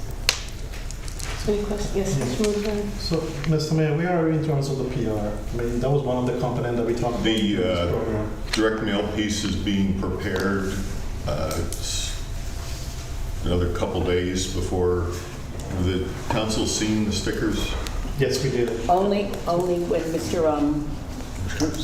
the draft that Mr. LaFawn brought, and then I think that you were on the news with the sticker. Might have been. Yeah, okay, that's the only time I saw it in color, actually. We considered it PSA. Only if you watch the news. Okay, so I didn't get one in color. How was yours in color? We got one. Mine was black and white. We all got one. Mine was black and white. In color. Mine was black and white. I've talked to them about that. So just go back to We're just saving money on the printing cost. So the PR is in works, is going to happen in Very shortly. And again, in that, trying to do a couple of things, not only educate people in terms of rules for garbage collection, promote recycling, promote managing some of the waste stream, but also encourage getting dog licenses. It's, I think the fire department wants to put in, it's the standard check your smoke alarm batteries, so that there's a general information package that will go out and have greater value, so that again, when people get it, hopefully they'll hold on to it and be able to benefit from that educational component. It's my intent to do a soft enforcement anyhow from the first. It's, it's just the nature of things in place. There's still not limits on the garbage. It's what the council adopted. People put it in a bag, we got to pick it up. So it's hard to manage the top end of what people are putting out at the curb. Thank you. And we're still 2 weeks out until the first. That's what I would say. It's like 2 weeks out. We're looking at the PR in a week time. Then what's the status on these stickers? So we might not be able to achieve all that information out in the next couple of weeks. No, it's going to go out. So within the next couple of days, 3 days, 4 days, you're working on it, so people should have it by the week. The mail's not quite as fast as it used to be, and I don't know. I think our president is running the post office now, so that'll probably run a lot smoother. That'll go out. We'll have that, and thank you. It's dynamic process. Any other questions? I'm just thinking out loud. I mean, in terms of soft opening, then should we consider maybe extend it for another month and then enforce it instead of April 1st, May 1st? But I'm saying Just to be we on the do a safe soft side. enforcement anyhow. If the council would like to go back, change the code, I'm not sure you can do it, because I think you have to hold a public hearing. And Mr. Farley? So I guess I agree. If we're gonna, this is something that we want to make sure that people are well informed about. So I guess, kind of being that we're going to plan to do a soft rollout or around enforcement anyway, I guess what do we lose? We wouldn't have to go back and change the code if we just agreed that to postpone the enforcement. We could postpone the enforcement for a month without changing the code, correct? Correct. The problem has always been a smaller number of people. It's going down the street and seeing somebody with a little bit extra garbage in their garbage can is not the problem. Seeing somebody with an extra bag next to the garbage can is not the problem. It's when you go in front of the house and there are 2 or 3 tons of material. Those I'm looking forward to enforcing April 1st. The other ones will not have a problem. Any other discussion, question, Ms. Porterfield? Yeah, so I'm not clear then how does soft enforcement work? If the other people are like, and let's just say that not everyone, not a lot of people have gotten the information. So how do we say then, even though we haven't really been forthcoming in terms of putting the information out there, because I would expect to have seen flyers, etc., and I'm not seeing that. So, and I think I try to stay pretty informed of what the city is doing. So how do we then say to this individual who has that much garbage out there that we're going to enforce you? I mean, how are we going to differentiate there? I understand what you're saying. I understand there's many times you haven't been quite happy with my performance, but the voters have been different in that evaluation. So the council has adopted a code which does not restrict the number of bags that can be put out. So if they put it in a bag, we've got to pick it up. Putting out, we've adopted also in the council a fee structure for different items, which is available on the city website. So if you're putting out a chair, if you're putting out a table, there's a fee structure. That's going to have a sticker on it. And people will have stickers available after next week or by April 1st, be able to get them here. We'll have some that are going to be mailed out to them. And again, somebody with the extra bag, it's not going to be a problem. Somebody with multiple items out there, I'm going to expect them to have the stickers on them. Mr. Farley. Thank you. So, Mr. Mayor, I would not assign any personal assessment of or performance around this. I think that what Madam President is saying is that we all, well, I can't speak for the entire council, but we would like people to have all the information. Right. I think that what we requested for Mr. LaFawn to go out and get that information was something, you know, as far as like collecting information so we can make a better decision was something that he didn't necessarily foresee. However, he was able to do that and come back to the table. So to kind of use one of the words you often use, this whole process has been dynamic. So I would allow that same level of grace and understandings and extend that to the people of the city of Schenectady. And I think it has less to do with your performance as it is to just ensuring that once we start the enforcement, whether it be soft or not, we're doing it in a place where people have a better understanding of what the expectations of the city are. I don't think that it's necessarily about your performance. Sorry. Thank you. I'd just like to add that, you know, it's been on the TV, it's been in the newspaper, it's on our website. I've been to every neighborhood organizational meeting, and it's been discussed there at length. SLIC has put it out to probably 300 to 400 landlords here in the city. I'm going to cringe every time I put something out, which I seem to get rid of a lot of trash, and I have to come down and get my stickers and put it on there for $10, $15, $20. But again, it's something that we need to do. We're not putting a limit on trash bags, and I'm happy with that. If anything fits in a bag, like the mayor said. Last week, knowing that April 1st was coming, I put out a corner unit, and I heard my guys on the street, I just wanted to make sure they took it, knowing when the deadline's coming. And I was so impressed with them. They were picking up a neighbor's trash bag, and it was so heavy. Two of them were trying to lift it, and one of them put a little hole in it, and so it was construction debris, and left it there. So of course I had to run down, take their picture, tell them how proud I was of them, because the job they do was very, very difficult on a daily basis. And sent a kudos off to Mr. Lund and Mr. LaFawn. So it's very difficult for them to be out there every day, but unfortunately I think it's something we need to do because the city is taking on a huge cost burden with this trash. I think, you know, April 1st we put it out there, and again we have the whole month of April, you know, until the mayor decides we're going to start enforcing things. 30 days for people to be more aware of what's happening. Maybe some notices, you know, without a what am I looking for? What's the violation? Right, without a violation, like a little warning or whatever saying that it's happening, and that's probably one of the best ways to go. And then May 1st we're ready to run, versus giving it another 30 days, and then the month of May as whatever, and then June 1st. So that's just mine. Ms. Porterfield? Yeah, so let me just be clear. I was not trying to get to June 1st. May 1st was the date I was talking about. Right. Because I want to make sure that people understand and what get their stickers, first of all, the process of getting their stickers.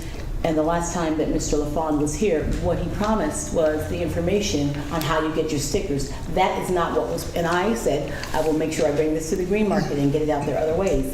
But that is not what was presented. So clearly I was trying to make sure that we were able to meet that deadline and being helpful in that. And as Mr. Farley said, it has nothing to do with your performance, Mayor. I'm not sure where that went or why that. It's about what we're doing as a council along with the mayor. It's all of our responsibilities here. So again, I just want to make sure that everyone all of our residents, because we hear, I won't say we all, but we do hear concerns that people are not fully informed about when we make decisions, and then we implement things. There was a comments at the last comprehensive meeting around all of that. So just trying to listen to what residents are saying, trying to make sure that we, as a council, are making sure that our residents are fully informed and have the information that they need before we start enforcing what they see as being very unfair.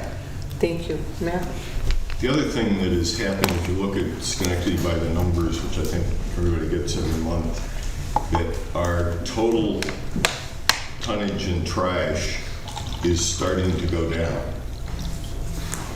And that's because of public awareness. What I believe is we've had a lot of people who were dumping stuff in the city or bringing stuff into the city because we have such a great collection program, and people are now wondering if they're going to be held accountable, if they're going to be fined, if they're going to be penalized for it, that is slowing it down. It's still early on because we've only had 60 days of what I'll call some robust discussion on it. There's 90 days of numbers there. But as we watch that going throughout the year, hopefully that the overall amount of garbage that we're ending up disposing, whether it's MSW or recyclables, will go down, and that will just add to the efficiency of the operation and reduce the overall cost. Somebody over there. Did you have? No. I had my hand You up. did, but I thought you did. No, I didn't. No, Ms. Patrick? No, I just want to say, I do think that word is out there, because I certainly have had inquiries from folks. I even went back and, talked to Mr. LaFont to clarify it was April 1. People are basically like, okay, then I'm going to get my stuff out, before April 1. And I do think we have to also realize that a lot of folks are doing spring cleaning. So, I'd rather see us stick with it if we can, because the next couple of months probably are going to be people kind of looking in their basements, looking in their attics, getting rid of some stuff, right? While they try to reorganize around spring cleaning. So I do think if we are able to get the word out in the next few days with the free stickers, with some information about the program, that does give folks some time, especially if we're sort of soft enforcing over the next several weeks. Yep. I don't disagree with much of what you said, and in terms of letting people know. So just to be clear, people just need to know. And so it's not about us wanting to kick the can down the road so we can have more garbage. That's not what I'm talking about. But simply that people are informed if we're making, which is a pretty significant change in our process. And so Mr. Mayor, if you could just give some clear understanding for me what the soft enforcement, when you say that, what were you talking about? April 1st is coming. What would that mean in terms of soft enforcement? There's a jackpot out there. People are going to be fined, and the cost is going to be assessed back to the property owner. And who's determining jackpots, and what does that look like? Because that's kind of stuff. It's going to be up to the people in the field, because the city council was unable to give me a definition of jackpot. Well, let me just say, I think it's hard for people who aren't out in the field every day to give you a definition. I don't know if that should have come from us. But you get to make the code. You set the law. I have to manage it. Mr. Rivera? Let's focus. We're all in this together. When we adopted this, the bulk item, we call the white item, we all adopted it. We all voted for it.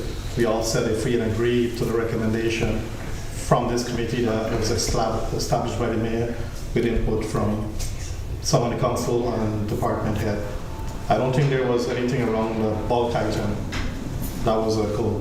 We separated from the waste, the bulk item, and we're moving forward with that. Right. The bulk item. Bulk items. April 1st. Right. During this discussion, we were told that we're going to mail out free stickers. We're going to do announcements. We're going to do PR. We're going to do every single thing and get people to buy into the program. I think that's what we're talking about here today.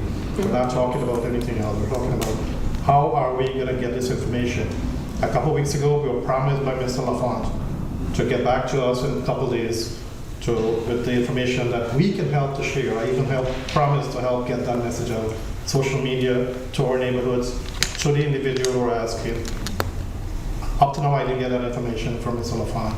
We were also promised how are we going to be able to distribute these stickers We were promised when we discussed this that we're gonna mail it out.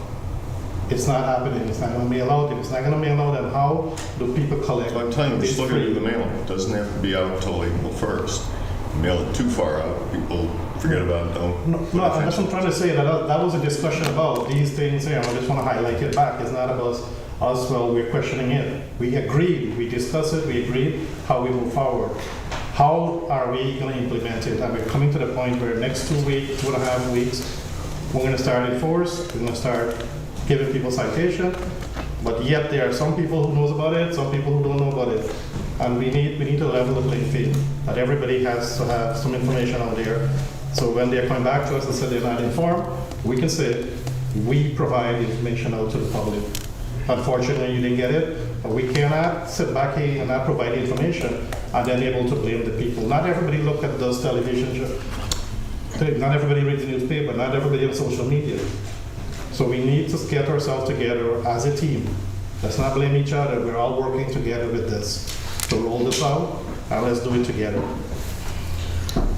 Mayor McCarthy, so you think the letters and stickers should be going out within the next week and a half? Definitely by the 1st? Yes. Okay. And Mr. Mudavaren? And we'll have that mailing draft back to the council as soon as it comes. Okay. Once the draft is in Good. usable format.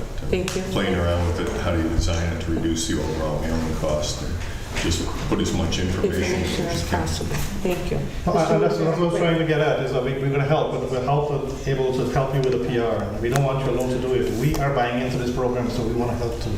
And that was the message I told to Mr. LaFont. I wanted to help, because there are a lot of people calling me.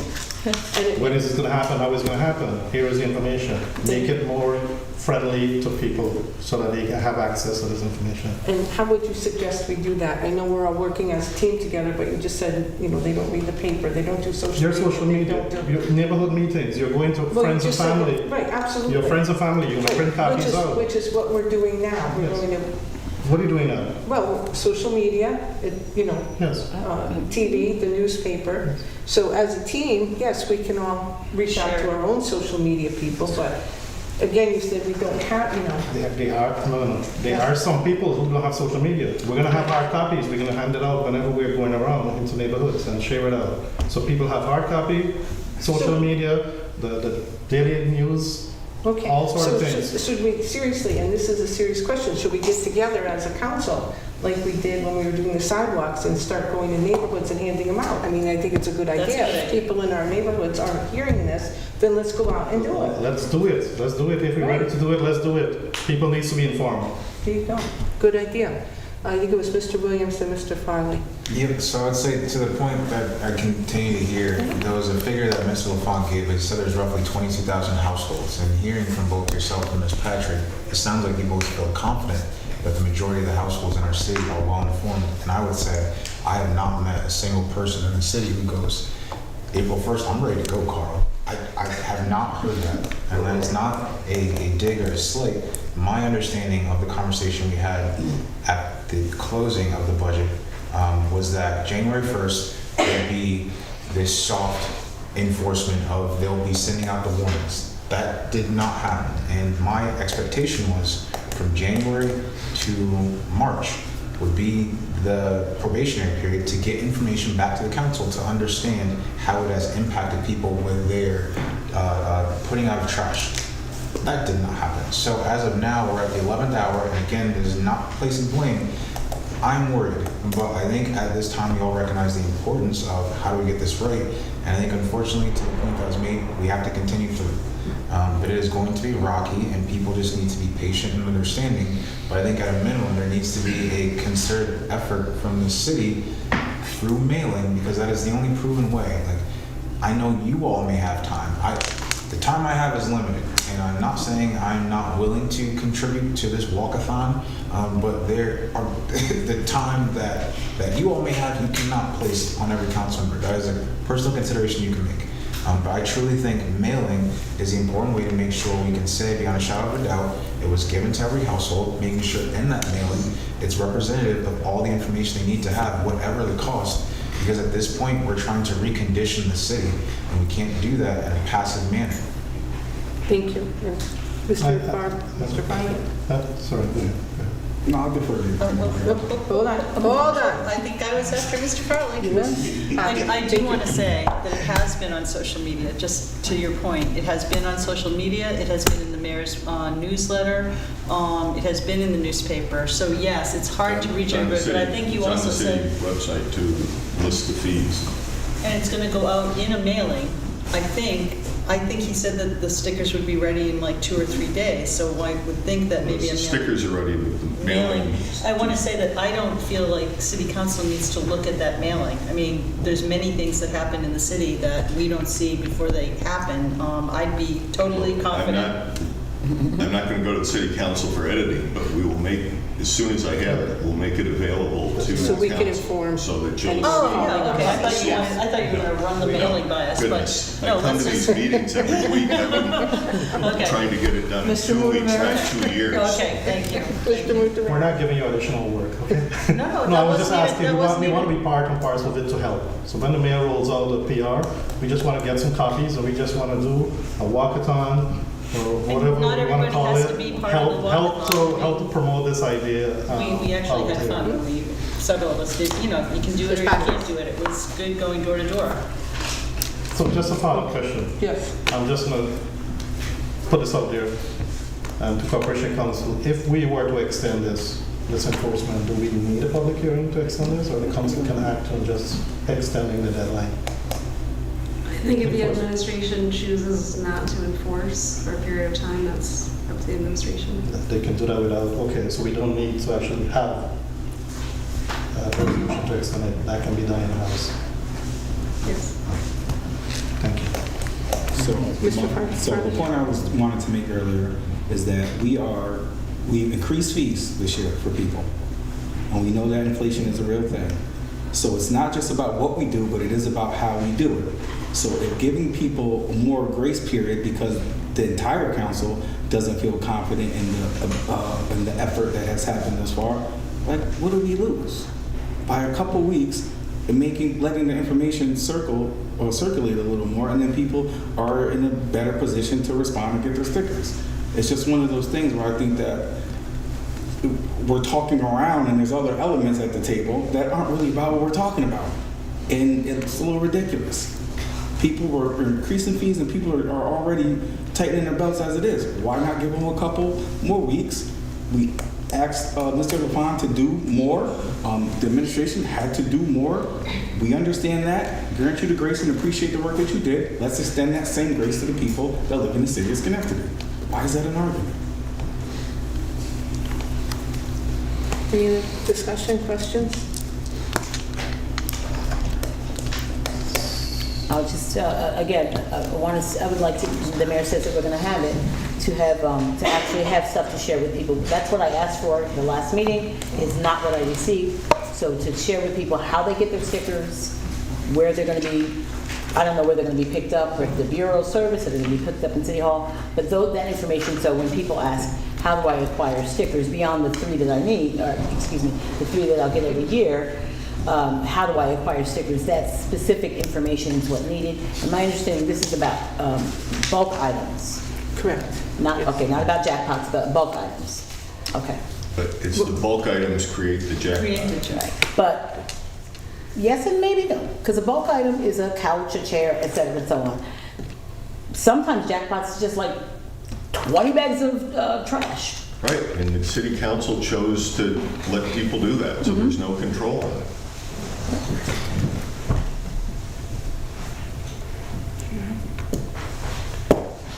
So, April 1st it is.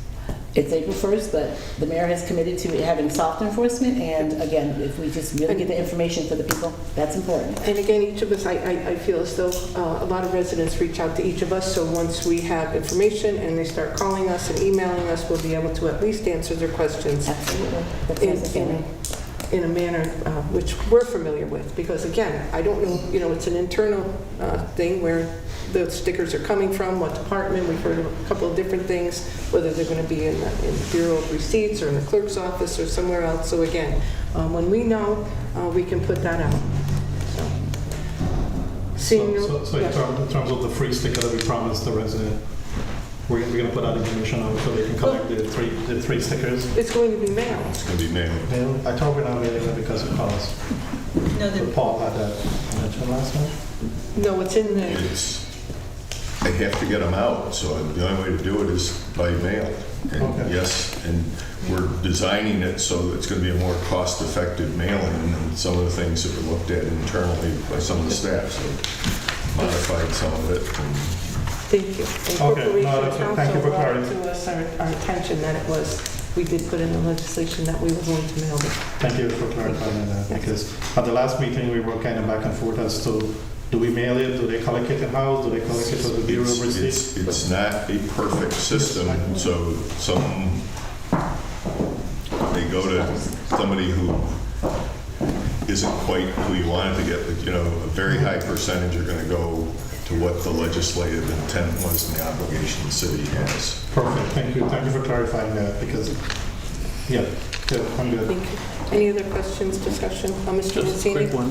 In regards to the amount of bags, we tabled that to kind of get more information. We talked about 7 or 10, but it's still on our radar that we will set a maximum. I think that was our discussion. We were going At to some get point. some type of numbers from the supervisors out on the Mr. street. Levine had a summary when Yes. he came in.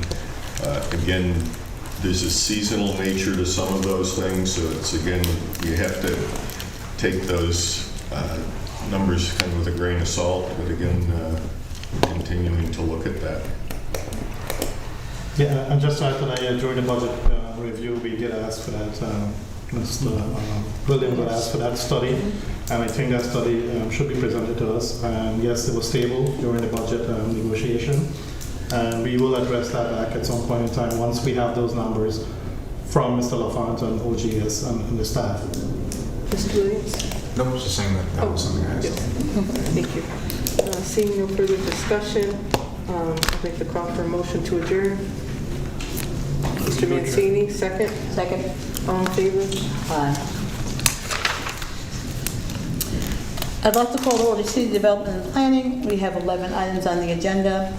The first item is to authorize the mayor or his designee to enter into supplemental agreement number 2 with New York State Department of Transportation for the Brandywine Avenue Safety Improvement PIN 1760.57. Mr. Wallen. Hello. This is a project closeout action. The Brandywine Avenue project has been substantially completed for almost a year, but in doing the paperwork, there was a need for a supplemental agreement to pay for some extra construction inspection costs due to supply chain delays with the signal equipment. We worked with the DOT on that, and they issued us a supplemental agreement to reimburse the city for 95% of those costs. So that's what we have in front of us. 95% is good. Any questions? I'll move this. I'll second. All in favor? Aye. And the next item is to award bidding contract for the 2025 Schenectady CHIPS paving to Louisi Brothers. Yep, so as we do annually, we put out a paving program to be funded with our CHIPS allocation from New York State. The CHIPS program was bid on by, I believe, 3 contractors who are our usual. And the low bid was Louisi Brothers, who was the low last year. But yes, Mr. Williams. Just a point of clarification, so this accounts for all of the paving within the city in 2025? Correct. No, this is the CHIPS program. With respect to the program? With respect to the CHIPS program, correct. Thank you. Yes, Mr. Toro. Thank you. When approximately will some of this start? I've had quite a few individuals reach out to me to see when the paving will start. I know we have to wait for weather. Well, I mean, with this project right here, we're going to have to wait for all the contracts to be done. But I guess to the mayor's point, Central Parkway, you've seen the sign, Central Parkway is going to be starting at the end of this week, into next week. So that project will be starting. And then we do have some extra work left over from last year that we'll be doing once the weather breaks. So you will see paving operations in April. And then this new work will probably follow up sometime in May. So yeah, we do have numerous projects that are going on that aren't all included in this. So that is a good point. But we're going to, Central Parkway is going to be the first project, because that was awarded last year for this year. Then you're going to see the wrap-up of 2024 and then 2025. Thank you. Okay. Any other questions or concerns? I'll move this. A second. All's in favor? Aye. Thank you, Mr. Waller. The remaining items are property sales. So they would be done in executive session. So at this time, I ask for a motion to recess city development planning. So moved. Second. All's in favor? Aye. We are recessed. Thank you. I'd like to call to order the Finance Committee. We have one item on the agenda tonight. That is a discussion regarding the Ringer versus City of Schenectady. That item needs to be discussed in executive session. May I have a motion to enter the discussion? Second. All in favor? Aye. We are in executive session. Members of the public will have to leave.